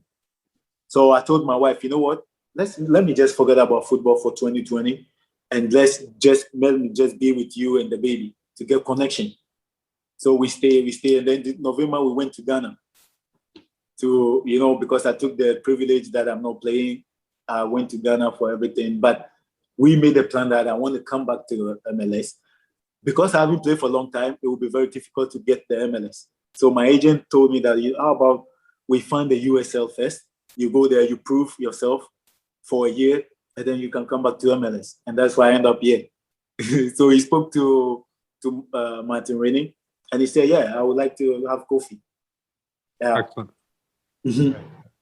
I think Michael has some questions for you about Indy and stuff. Before we get to those, just a couple more from the YouTube chat here, Gersh. A couple of questions. So this is from Naz Catania, an awesome dude, and he wants to know. And I'm going to ask you this question in two ways. His question is, who was the toughest player to play against? So I'm going to ask you about who you played against, like in a game, and then of your teammates you've had over the years. Could be Whitecaps, could be otherwise. Who's the toughest player you've played against in training? So in competitive matches and in training, who's the toughest player? In training, it's Matthias Laba. Did he kick you lots? He didn't get to kick me, but when you dribble him, he'll come back. Like you kill him, he come back. You kill him, he come back. So who's the toughest opponent you had to play against? Two players though. Alonso with is it with Minnesota now? See, but he was with Seattle when you played him, right? Yeah, it was with Seattle and Chara. So Portland and Seattle. Wow. These two, and I respect them. They give me the respect back. Did they kick you though? They did. I did back. I kicked them back. But I respect both these two players. Okay, one other question from the chat here comes up also from Austin. He wants to know, when you were growing up, what was your favorite football club? Football club, Real Madrid. Oh, okay. Real Madrid. Why Real? Why? I don't know. I just was it a particular player or that you liked, or no? Before, okay, so I liked Real Madrid already, and then Zidane became, because Zidane was my number one. Oh. So Zidane became Real Madrid player, and so I just love Real Madrid. And maybe Zach will know about me and Arsenal. Arsenal, I liked Arsenal, not the team, but Henry Thierry, and they have Patrick Vieira. Is that why you're friends with Matty Watson? Because I didn't even know he's Arsenal fan until before I left Vancouver. Yeah. So, Arsenal is just a couple of players, but Real Madrid is just the name. I just love the team. See, if you'd come back last year to MLS, you could have been playing under Thierry in Montreal. Yeah. If the thing is, the Israel League is like they start and finish like Europe. They start in summer, and then they finish in they'll finish maybe next month or 2 months. And that time MLS is in the middle of the season already. So if you finish there and you come back, and I don't know, I came back on the wrong time just because COVID was around. So it was very difficult. But if I had came back like around November, December, I know how it's easy to get back to the MLS, because MLS, they do MLS overdraft. They have a lot of things going on in the MLS that you can get yourself back in there. At least one team could pick you. Yeah. Maybe we will see you back here one day. Just a couple last things just to finish off for you, Gersh. I want to talk about Indy 11. So you're going to be starting in the USL under Martin Rennie. Yeah. We need to get him on the show. I don't know why we haven't actually spoken to him before now. I'll try and do that. Have a word with him for us. Yeah, tell me where to get him on. But I guess speaking to me, it'll be getting you used to the accent again before you get back there. But what's it like working under Martin again? Because I know you had your game against Cincinnati today. How did that go, and how's it been so far for you with Indy? Okay, so I got here last week. I haven't, so I've trained with the team like maybe 6 days. And I haven't played for a long time. Yeah. So it was a bit hard for me to get back. But, fitness is coming up. I'm getting my legs back today's game, I can feel me because we play 45. He got 2 groups. So we play 45, and I see myself getting my legs back, not even though it's not up there. But I love working with Martin Raining. Why? Because he is in Vancouver. I didn't like to talk to him one-on-one. I don't like talking to coaches one-on-one. I like to talk to assistant coaches more. But since I've been here, he'll after training on the field, he will come to me. So how you feel? Because why? He see me as a senior player. When he was in Vancouver, I was one of the youngest. Yeah. But here, maybe I'm the 3rd oldest player here. And he know that I've been there. I've played many games under him, under many coaches. So he's giving me that respect. In Vancouver, he was doing the same with Kenny. He was doing the same with Nigel Reo-Coker because he knew that they are there. So here he's doing the same with me. After training, will come talk to me if you need anything. When is your wife coming? When is the babies? Blah, blah, blah, is the family. He's been really nice. And I think there is something good going on here. And we should be doing good for when the season starts. Last question from the chat. This is from Twitter from Yukon Scott. He wants to know, what advice would you give a player coming to Vancouver from overseas, or to MLS in general? Like, what advice would you give these guys? Say there was another guy from Ghana or another African player wanting to come here. What advice would you give them? All right, so my advice is when he gets to Vancouver, he should ask for the Southsiders. And he should ask for Zach. He will see that the long beard. And Zach will show him where to go, where not to go off the field. Because this is important. It sounds funny, but it's the most important thing. On the field, you are training, you have no choice. You have to train. But when you're not training, it's what makes you the best player. Because are you staying home? Are you going to places that you're not supposed to go to find yourself in troubles? Yeah, we've had a few of those. For me, I haven't been in Vancouver. I haven't been in the places that there is fight and problems and troubles. No, I don't. It's just, if I'm not home, I'm at the barber shop. Yeah, that's my base, because a lot of Ghanaian guys will come there. And even with them, I don't go. If they said we want to go here, I don't go with them because I came here, I represent Vancouver. And if something happens to me, it's Vancouver. So I advise any youth that's coming from foreign, that's coming from Ghana, anywhere around the world, that when they get to Vancouver, it's a really, really nice city. It's really nice. But don't get carried away.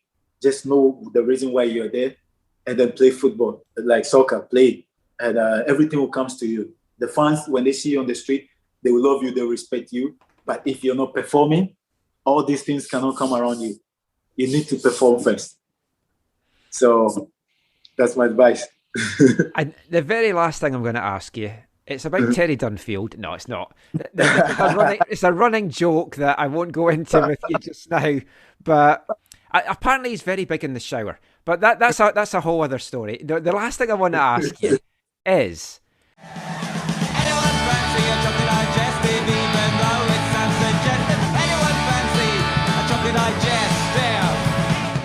We do this with all the guys. I never asked you this when you were here, so it's a multi-part question. It's a fun thing that we do. It's the first time we've done it live on a show. You're sitting at home.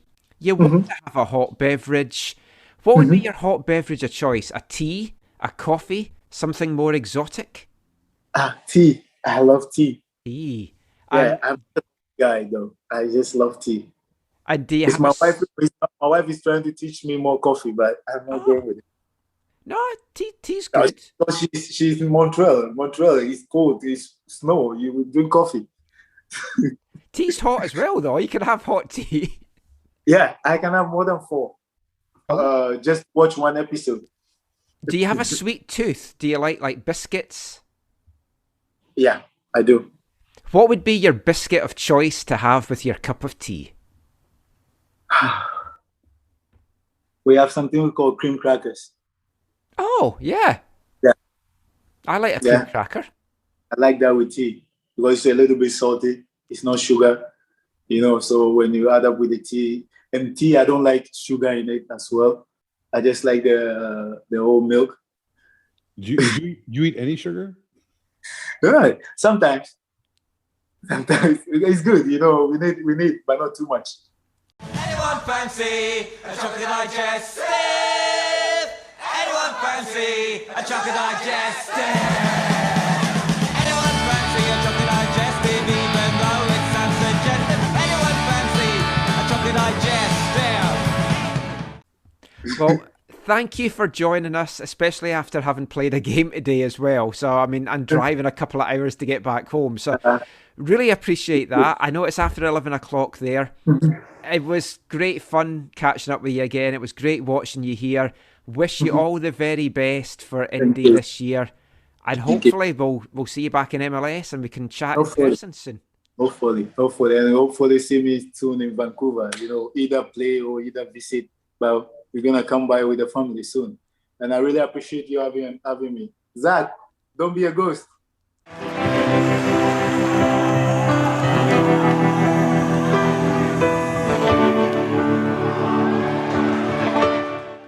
Great stuff from Gersh there, and as I mentioned, you can see our chat if you want to watch it on AFTN's YouTube channel, youtube.com/AFTN Canada. And as I mentioned, it's not just Gersh that is in our live stream that we did on Friday night. There's a lot more fun stuff in it as well. We're looking at jerseys, just chatting a little bit more about 2011 and some other stuff as well. So check that out. And you might feel I've kind of done this 10th year anniversary stuff to death this week. I genuinely feel it's a very important occasion in the Whitecaps history, and I love marking occasions like this. I really enjoyed our year-long celebrations that we had with the soccer ball back in 2019, and I've got a lot out of this week. I've really enjoyed it. Hope you have too. There's still one more piece that's going to be coming on Saturday. Might come out before this podcast, might come out after it, where we're kind of doing a where are they now from the starting 11 of that Whitecaps team. We've only got a little bit more that we're going to chat about things from back then. Coming up in the next part, we're going to look at the other team that joined MLS on that day, Portland Timbers. Their trajectory in Major League Soccer, their success in Major League Soccer has been different from the Whitecaps. They've won an MLS Cup, they lost another one. They qualified for the playoffs 6 out of the last 8 seasons. How have they done it? What have the differences been? We're going to look at all of that and hear from Portland Timbers General Manager Gavin Wilkinson after this. Hi, I'm Carl Valentine. You're listening to the AFTN podcast. Убираешься в дом, это лайфхак. Кибербулишь меня, I don't give a fuck. Я весь потный, бас на полный, let's rock. Baby, dance all the night, Havana Club.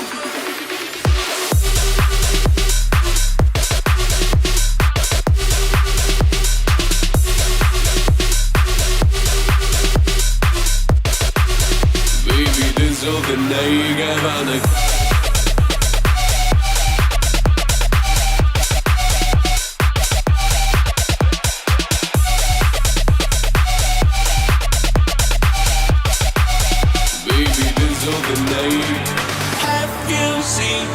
Я пробираюсь провода NBA, flying away, I'm always got 0 рублей. Это твои пиздец вина. Все окей, потому что Havana Club. Viva la Cuba Gavana, viva la Mexico. Танцую Гахана Монтана, я и есть флексико. Молоду на розовом Мерсе, покажу технику, как Лео Месси. Меня только сиги и секс спасут от депрессии. Welcome back to the AFTN Soccer Show on CITR Radio 101.9 FM. And kicking off this part is the latest song from this month's Artist of the Month, Russian techno band DLB, with their song Havana Club, taken from their new album 13 Litres of Water. There's 2 videos of that. One of them is called the Mood video, which has English subtitles to what they're singing. And part of the song, as you just heard, is a little bit in English as well. But it's got the lovely Loli dressed up in a kind of Macintosh rain jacket, doing all her rave dancing thing with like mask and stuff on. That's what you want to check out. We'll have more from DLB in next week's show. Now, I have a quick trivia question for you guys about the 2011 club. I know we talked about Russell Teibert in part one about being part of the team and everything still. What other player that was part of the Whitecaps, quote unquote, is still contributing to the Whitecaps his time? Do you know that? Oh, still contributing. I thought you were going to say to MLS. So I was going to say John no, Thorrington, but No, he's still contributing. His time here is still contributing to the. It's a roundabout question, but I thought it'd be funny. So someone that was in the squad for the first season. I think he was quote unquote with the Whitecaps. I know the answer. Oh, go ahead. Are you going? Is this is the answer? Sanai Nayasi? Yes, it is. Oh. The what's it called? The expansion draft pick. Yes. Traded to Colorado for an international spot until 2031. Yeah, I think that's the 20 years of international picks. That's great. But like when you think like right now, the going spot price for an international spot is about 175. That's tremendous for 1 year. 1 year, 175. So again, as much as we have concerns about some of his contributions to the Vancouver Whitecaps, we've heard from Gershon Koffie and we've been reminded about Sanai Nayasi that Tom Zoen did do some positive things. I can't wait for the Sanai Nayasi memorial stand. So just to think of this, if we go, say we don't say 175, say we say 150, right? If we go 150 average year, basically we got $3 million for a Sanai Nayasi. That's 150 for 20 years. It's 150 for 20 years. Yeah, because it's going to be lower and higher over those 20 even years. Even if you go to 100, say just drop it down to 100, you're still getting $2 million for Sanai Nayasi. Oh man, when you break it down like that, that is insane. Unbelievable. Up until Alphonso Davies, he might have been the most valuable sale of the Whitecaps. Jeez. Yeah, he's our most expensive. Yeah. He's brought the second most money into the club. Possibly, yeah. Octavio brought it quite a bit too. Oh yeah. But he beats Inbaum, I think. Yeah. I don't know about that. There's all these add-ons. Likely. Yeah, I think they're add-ons. Probably. Well, that was a good bit of business by the Whitecaps in the last 10 years. If you look at the last 10 years of the Whitecaps, it's not been successful. We've got to be honest. It's like there's no sugarcoating it. The last 10 years in MLS have been fairly crap. We've got a Canadian Championship Voyageurs Cup trophy. One solitary one, as we talked to Gersh about there. He was part of that team. We've also had 3 Cascadia Cup sack as well. Mm-hmm. Take those away, and apart from the odd game here... Whoa. Do not devalue take those away. your favorite Mickey Mouse Cup. Don't start me on that again, or we will end up with a 3-hour show. It's in the trophy cabinet, is it not? Is it? I thought it was. Well, we're not the current holders. It shouldn't be. Oh, I think that trophy, they make one every year, my friend. Oh, see the perks of MLS. Has it got the sponsor's name on it yet? I don't know. But let's not get into that kind of worms either. But, like, apart from the Voyageurs Cup, Cascadia Cup, some highlight games, some quality games, there's been 2 playoff semi-final appearances. We've made the playoffs on a couple of other occasions and bounced out as well. We've made the playoffs basically 4 times over the 10 MLS years. Semi-final or conference? Western Conference semi-final, okay. Sorry, I should say. So there's been 2 Western Conference semi-final appearances, both of which we went out with a whimper and not a bang. We didn't score 1 goal in either of the 2 legs against Cascadian rivals. Terrible stuff. And if you look at our Cascadian rivals, obviously Seattle's had a great decade and they've been in the league for 12 years. But I want to talk a little bit in this part about Portland and the difference between Portland and Vancouver. Portland and Vancouver came into the league on the same day, March 19th, 2011. While we were getting off to a 4-2 flying start, they were going down to a 3-1 defeat at Colorado Rapids, who were the current MLS champs. Oh, how things have changed in MLS in the last 10 years. And they got a goal with 83 minutes on the clock. That was their first MLS goal. They were 3 down, though, 30 minutes into the game. So, big difference in how both teams started that.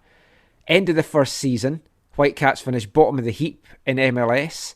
Portland were 12th, kind of consolidated, found their footing in the first 2 seasons. Year 2, the Whitecaps made the playoffs, but were bounced out by LA Galaxy.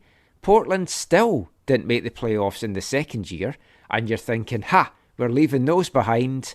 But then in the 8 years since that, Portland have made the playoffs 6 times. We've made it 3 times. They've won an MLS Cup in 2015. They got beat in the 2018 MLS Cup. It's a big gulf in terms of achievements as to what the teams have done. And I put it down to 2015. I think that was the turn point season for how the teams have gone off in different trajectories. That playoff game, we've talked about it countless times on the show. We could have won against Portland. We should have won against Portland.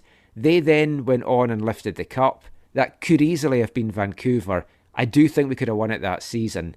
And for me, that was the turning point. But if you look back, just in the 10 years, the difference between what these teams have achieved, it's night and day, Zach.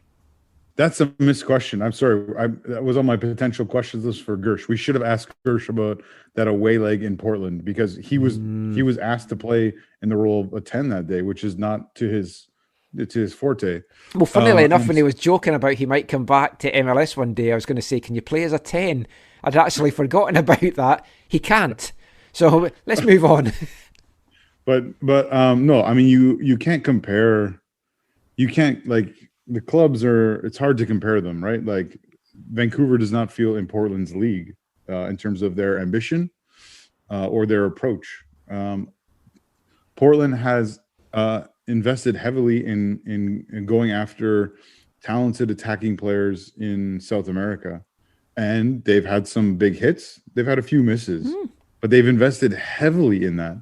I don't even know if we even know the exact numbers they've invested in that, because I believe Diego Valeri is one of the players like Ignacio Piatti in the league who they don't actually broadcast his true salary so that his family isn't held for ransom back home in Argentina. Oh, wow, really? Yeah. Oh, yeah.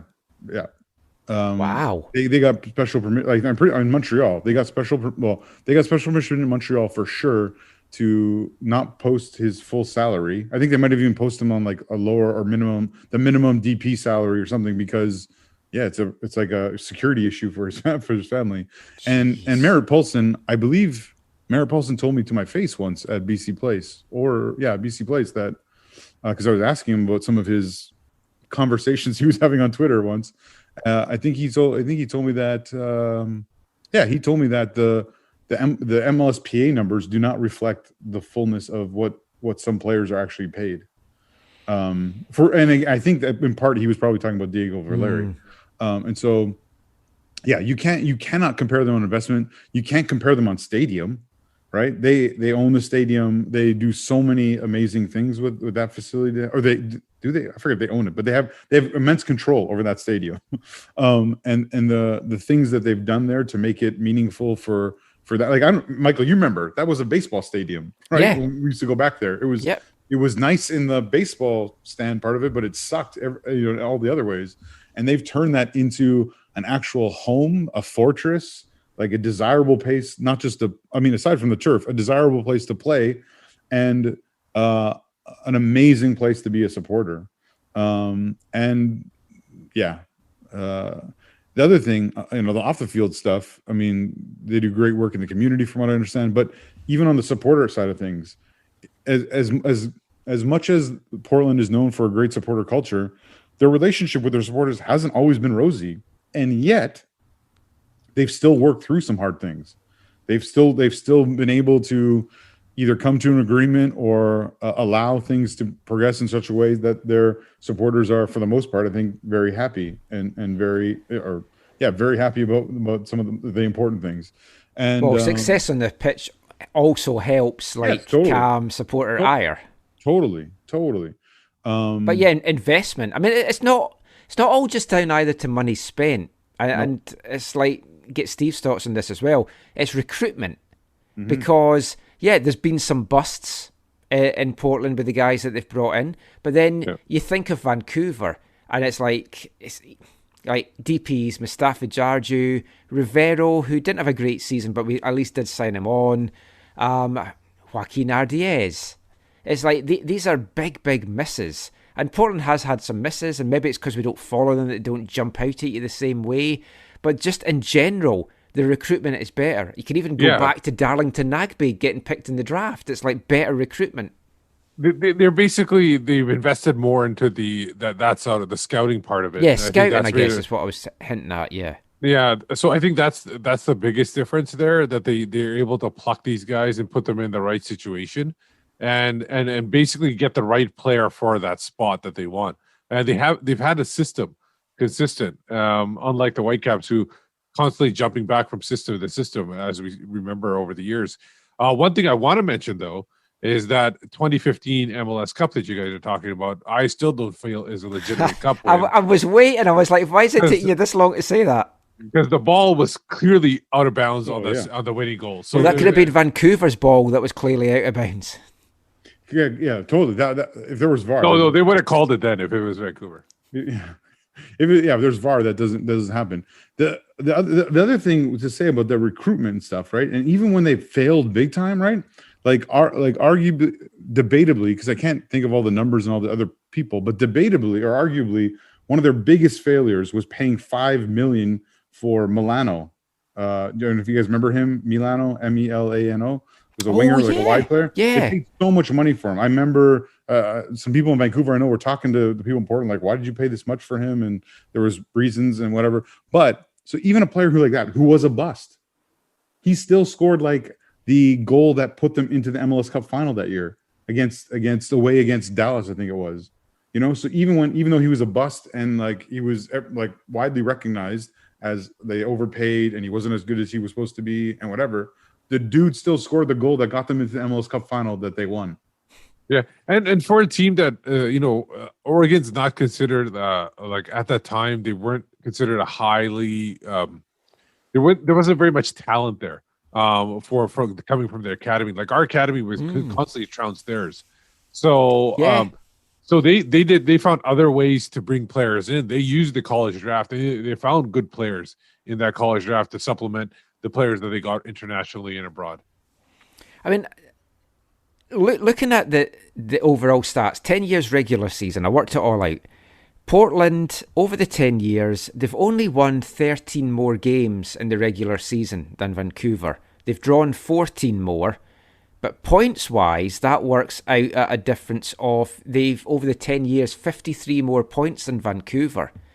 And in some seasons, things have been so tight that it is just an extra win here or there, or an extra 3 points, or an extra 4-6 points that gets you into the playoffs and then gets you a chance to win stuff. I was really, really surprised when I saw you put out those numbers, Michael, because I thought the gap would be so much bigger. I did as well, because that was the whole basis of my article, and then I'm looking at it and going, It's not that much. It's not that much, but that much has counted in so many of the seasons, right?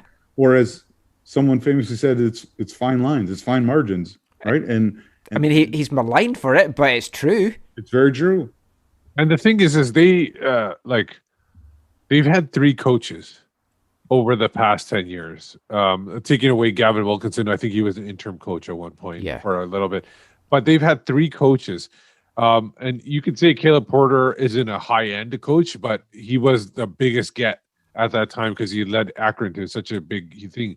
And then Giovanni Cervezi is a high get coach. So they've gotten coaches that are well-known, and that makes a big difference. When the Whitecaps, you're getting Martin Rennie, who, was well-known in USL, but not as big as what Caleb Porter was.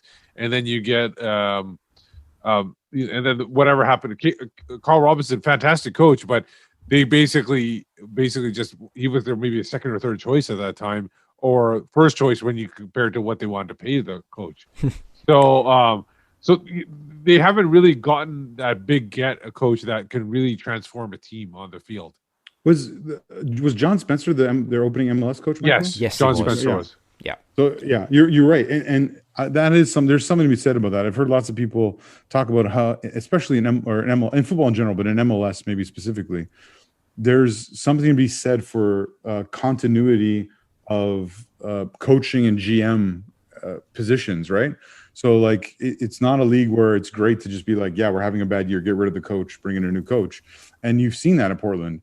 Like you said, with Spencer, I think he had the shortest time, and then Porter, and then now Savarese is having a relatively successful. I mean, he made at least one cup final, right? Well, yeah, they won the MLS is back tournament in Orlando in the summer, so that's got them into the Champions League. But then also off the sidelines, you have Gavin Wilkinson, and now I know Gavin Wilkinson was and maybe still is not highly valued amongst supporters in Portland. Yeah, which I've always found surprising, because whenever I've had any interactions with him, and we're going to hear a little bit shortly from him, he's always been a quality guy. It's like says very well spoken about things, and yeah, and he seems to work well with Merritt, and I guess the biggest thing for him is he's gotten some results.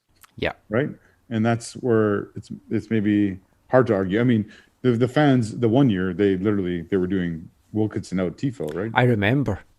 I guess we don't know all the ins and outs of it, but talking to Gavin Wilkinson, I jumped on a call with him, and most of it was to talk about the new season, but I wanted to ask him just about the 10th year anniversary of joining MLS and what growth he has seen from the Timbers in those 10 years. Here's what he had to tell me.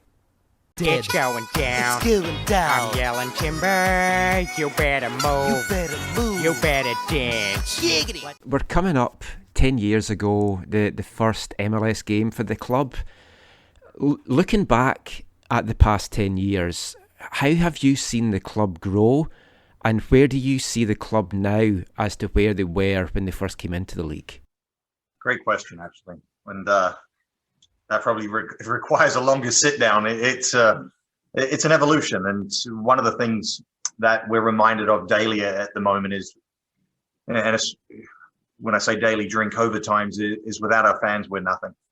I think when you look at the lifeblood of the organization and what makes us relevant, it's not just the on-field results, it's not the culture of the organization, it's not the quality of the staff and the players, it's ultimately the fans. And, you know, to say that they've been mistering this the better part of a year is an understatement. So we're looking forward to bringing them back into the stadium, but looking at the club 10 years ago to now, there is no comparison. I think when you talk about evolution and you talk about brand recognition, expectations, respect around MLS and internationally, I think where we are today versus where we were 10 years ago, it's night and day.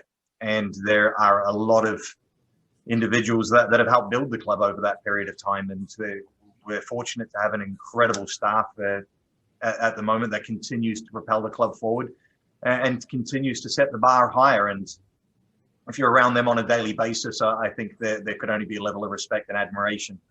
But that's a snapshot of how I feel about the club. Simply put, we've evolved in every way possible. When you even start to look at spend and player acquisition and importance, 10 years ago, we didn't have a Diego Valeri that is seen as one of the league's best players ever. We didn't have a Diego Chara. We've now got some history. We've now got expectations, and that continues to fuel us. But I would say that we continue to strive to win MLS Cup. And for me, 2015 seems like a long, long time ago, and there's constant pressure on a daily basis to revisit that feeling to win an MLS Cup. And I know that's the ambition of every MLS team, but for us, we do believe it's realistic. It's going down. It's going down. I'm yelling timber. You better move. You better move. You better dance. Giggity. Let's make a night. Yeah, bitch, you won't remember. I'll be the one. I'll be the one. You won't forget. Gavin Wilkinson there, talking about the growth of the Timbers from coming into the league in 2011 to 2021. He says it's night and day. You would not recognise the team as it was back then to what it is now. Just to round this part off, if you look at the Whitecaps and their growth in the 10 years, now we're going on about the lack of success. Did you say growth? Yeah, they have grown. Like, I was going to say, there's going to be folk going, oh, what growth? they have grown. You look at that club in 2011, and Russell touched on it in his chat as well, where before MLS, they were training up at SFU. They were changing in the wrestling gym. That was their dressing room in the USL days. But even when they went... when they went to MLS, Empire wasn't great, but now they've got a training centre. It's a state-of-the-art training centre. It's one of the best in North America, and people rave about it. And it is a selling point to players, we've been told, that they see what their training facilities are. Yeah, last year and this year they can't use them much, but in general, it is a big selling point, and it's a great training facility. I've been lucky enough to get a tour around it, and it's wonderful.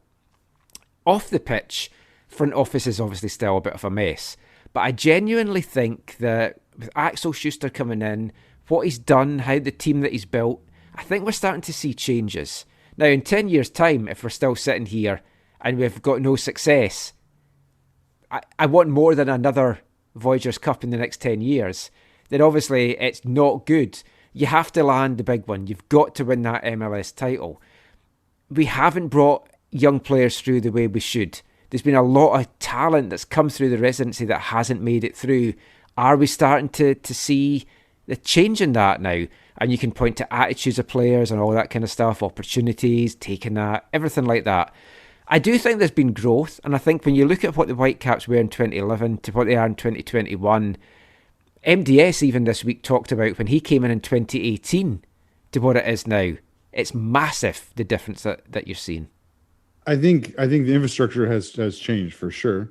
I think the lack of change there has been some change, but the lack of change at the very top is what holds Vancouver back, and will continue to do so until we actually see Axel has more control than maybe he's perceived to have currently, or other changes come. Well, I mean, pressure is on MDS and Axel to deliver, as we talked about in the last show. It's like that money's been spent. It's more money. They probably spent more money in the last 2 years than the rest of the 8 years before it put together. But again, pressure's always on those positions for results. It's those other people that are there that have had a hand in results and other things about the club off the field that there won't ever be enough pressure for there to be changes there, and that's a problem. But that is it for our look back at 2011, the inaugural game, the inaugural season, everything that went with it. We've got one more part to come, and we're looking to the future of Canadian soccer. It's the current under-23 team, but they're the future national team players. They're in Olympic qualifying action at the moment down in Mexico. We're going to chat a little bit about that after this. Hi, I'm Derek Cornelius, and you're listening to the AFTN Soccer Show.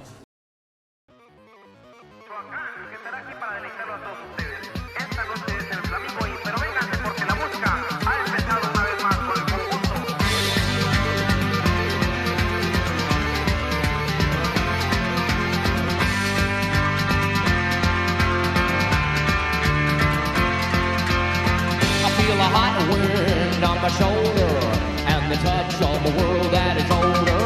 I turn the switch and check the number.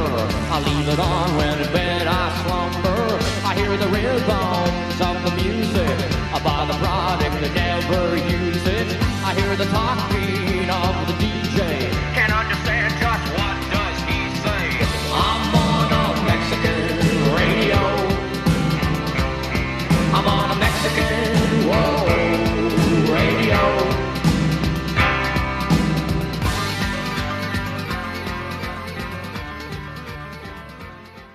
Welcome back to the final part of this episode of the AFTN Soccer Show on CITR Radio 101.9 FM.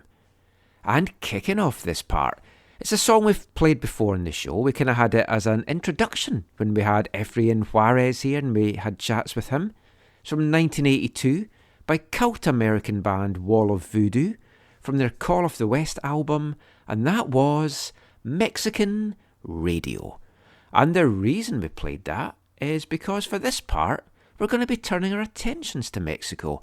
We're heading down Mexico way, remotely of course, because the CONCACAF Olympic qualifiers are underway down there, as Canada try and find their way on the road to Tokyo.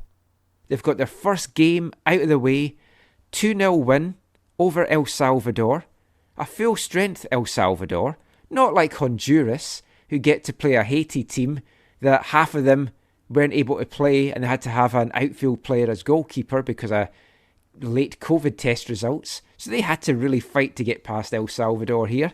But it was a comfortable 2-0 win in the end. There was a few scary moments from El Salvador. James Pantemis had a number of big saves in the first half that kept them at bay. But Canada needed to do what they had to do, and that was basically, you have to win that first game. You need the 3 points from that first game. That's just what they did. Great start to everything, guys. Yeah, especially in the attacking side, like you were wondering who was going to step up going forward, and I think Tayon Buchanan showed that he can do that. Fantastic first goal, good change of pace. Stopped, moved forward, got it past the keeper, and then the second goal, I think it was set up by Derek Cornelius actually, on a kind of like a after the set piece had started, and it was a great strike. So fantastic strike. He almost came close to getting the chance at a hat trick because he was I think in the 80th minute around there that he got bowled over in the penalty box. So very close to it, but overall, great show by some of the Whitecaps players. Patrick Metcalf, somebody tweeted out that he had 100% passing and was able in for a few challenges. Michael Bellissimo played about 72 minutes or so. And former Whitecap, David Norman, came on in the second half.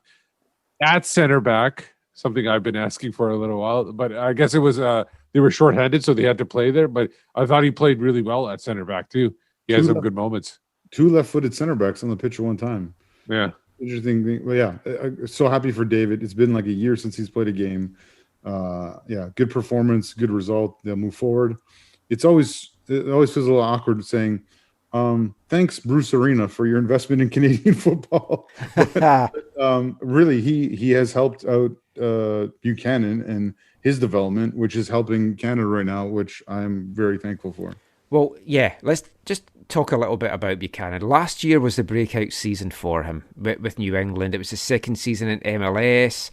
He established himself as a starter. He started all their playoff games, his 2 goals today.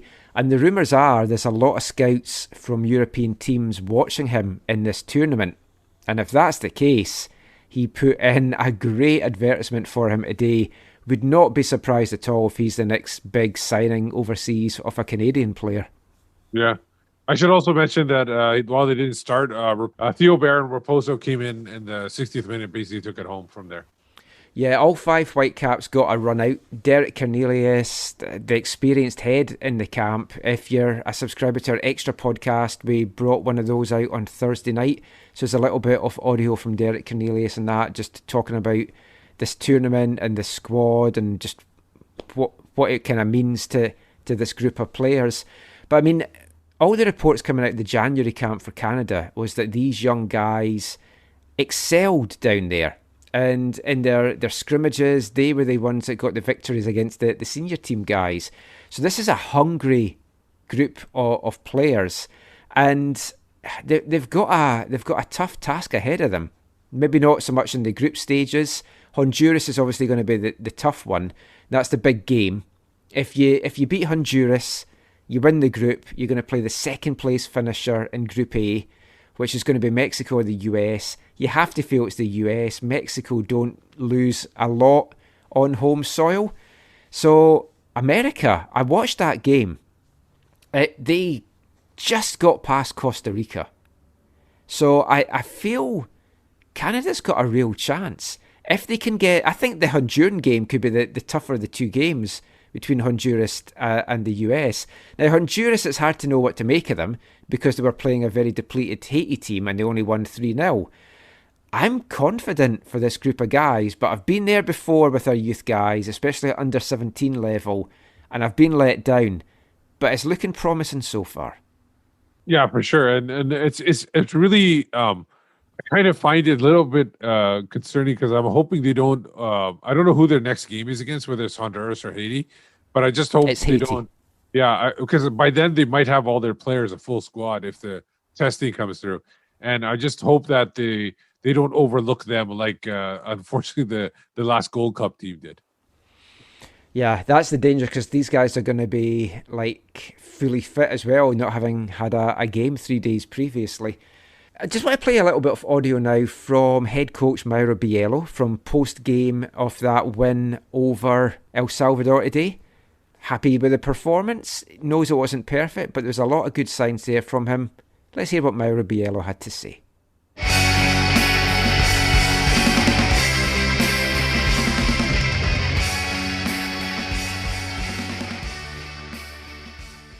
Yeah, I'm happy with the result. I think it was tough. It was tough for the boys in terms of the fitness of this group, but very proud of the way they fought, the way they were able to hurt the other team in moments, and and closed off the game. And I think that's what was the most important. What I said to them is we're going to grow throughout this tournament. It's normal. Some players have just met for the first time. So it's about growing, and very happy with the result. Tejon Buchanan, 2 beautiful goals, but he was all over the pitch. If you could just talk about him briefly, and also about the composure of your team. It was a pretty physical El Salvador side that wasn't taking any prisoners, but your team seemed to react with great maturity on the day. Yeah, I think I'll start with Tejon's performance. Obviously, an excellent performance. Everybody will see the 2 goals, but coaches, they'll look at the work that he does, and the way he tracked back in the 90th minute for me was quite impressive. It's a player that's just growing. He had a good season last year in New England. Came into camp with us, with the men's team in January, showed his qualities, and now Today he was focused to show what he could do, and he was able to get those 2 great goals. And again, the work that he puts in for the team is excellent. I think the composure of the team. I think in the second half we saw how the subs made a difference. I think they brought in some energy. We were able to manage the game in the right way. Not get too spread out, make sure that we got numbers around the ball when we attack, and if it turns over, we close it down quickly. So the boys did a good job in that respect, and we're able to seal the victory. You spoke yesterday about the need to find rhythm and get that chemistry going. Were you happy with what you saw out there, especially in the first half? And how much does having players on the pitch from, say, Vancouver that are used to playing with each other, how much did that help with that early integration? Yeah, I mean, for sure, that's what we wanted to achieve, is to get that rhythm, and it's tough. It's tough. The players are not in preseason, are in preseason now, and only being together for a week. But like you said, players that have played with each other understand each other's tendencies. And I think that helps for sure. Vancouver boys, the Montreal boys, and we had some good moments in that first half, and that's what we want to build on. Just continue to increase those moments and have more consistency on the ball as we attack. But overall, I think I was pleased. But like I said, I wasn't expecting this game to be perfect. It's about growing and getting stronger throughout this tournament. Just given the lack of chemistry and match fitness for all the players, what did you think of the team's ability to build from the back throughout the game, and just the overall defensive discipline of the side? Yeah, I think, look, we've had 1.5 sessions of building out of the back, and there were some bumps there. I think we're going to continue to improve that.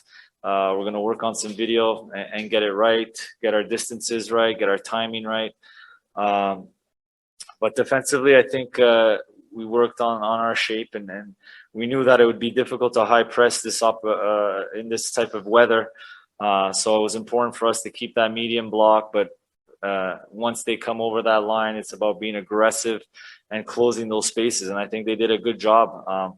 We were able to close the spaces between the line. It's a team that likes to operate in between the lines and overload, and I think we managed that in the right way.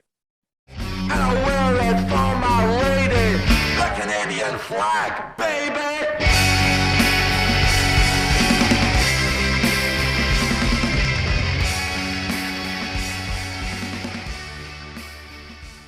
So that's some thoughts there from Canada Under-23 head coach Mauro Biello on the back of Canada's 2-0 win over El Salvador. Now, the fact it was 2-0 and Honduras won today 3-0, goal difference could still come into it, but I'm confident they're going to get through. Looking forward to seeing this. The games are on One Soccer, but that's a little tip for people today. If you have a VPN, you can actually watch the CONCACAF YouTube channel if you use a UK or European VPN, and you can actually watch the games free on the CONCACAF YouTube channel. So there's a little tip for everyone. That's how I watched the game today. But good luck to Canada. Talking of Canada, we're going to be back with another podcast Tuesday or Wednesday, where we're going to be speaking to Maxime Crepeau, Thomas Hassal, and a few other things as well. So watch out for that dropping in your podcast feeds and wherever you get podcasts. So just before we stop our chats about Canada, because we've got more stuff coming up in the next show about Canada as well, and the World Cup qualifiers. Zach, I believe you've got something to tell us about that's happening on Tuesday. Yeah, a while ago we were talking about the Voyageurs and how they are updating, altering, becoming more effective with their structure. So they did a survey that hopefully you chose to take part in, just wanting to know where people are at and what people are looking for from them as a community. And so there's a bit of an update on that. And so the Voyageurs will be hosting a live YouTube event this coming Tuesday, March 23rd. They're going to be discussing the reorganization of the group. They also have a couple of interviews with they'll be interviewing 2 Canadian national team players, and they'll be hosting a Q&A session as well. So feel free to check out their YouTube channel for that. I don't think they've posted the time. I can't remember the time for that, but it's on Tuesday. I think it's Tuesday at 7 Eastern, so maybe 4 p.m. Pacific. But go to their channel, check that out, and engage with that live if you can, or later afterwards. Sounds good. I will definitely check that out. But we're just going to finish this week's show with something that we had to cut from last week's show. I don't like cutting Wavelength out of any show. It's Football Violence Awareness Month here on AFTN. Here's a song by the Foreskins, all about how football fans are portrayed against some other thugs in the community by the media in the UK. This is One Law for Them.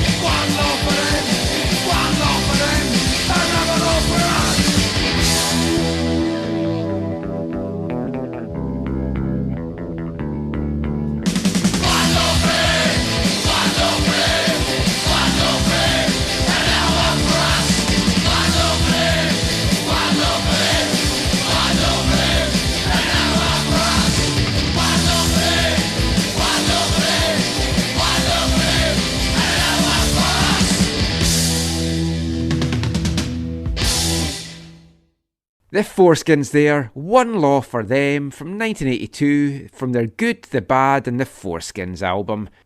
So that is it for this week's show. It's another long one.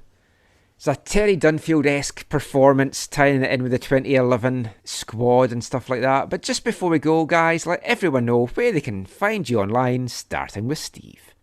You can find me on Twitter at WhitecapsBeat. For me on Twitter, it's at Zachary AM. I'm Michael McCall. Find me on Twitter at AFTN Canada. Find us on YouTube. Hopefully a lot of you watched our chat with Gershon Koffie.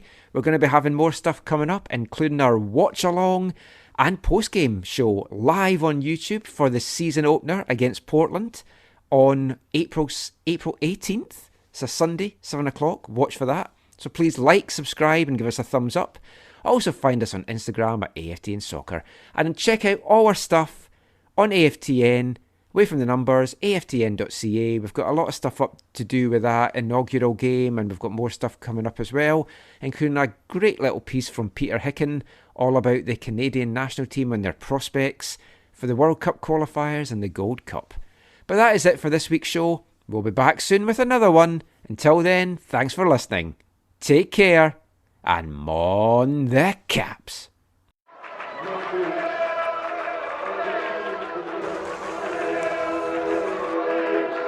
Going to your first match is an experience you never forget. The atmosphere of what's going on around the pitch looks beautiful, and you always look and go, wow, I'd love to play here one day. If you get the bug, it's going to stay with you for life.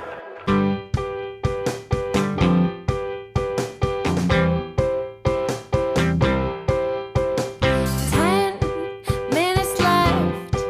Yeah, but there's still some time. It's not the final score. We need more than the numbers we're given. Show us you live and breathe the game. You're more than a name. That's what we came for.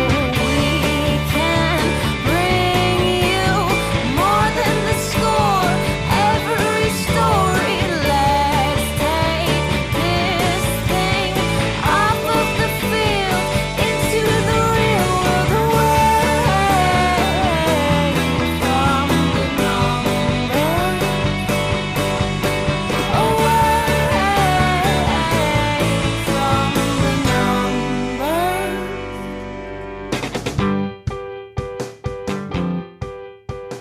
numbers.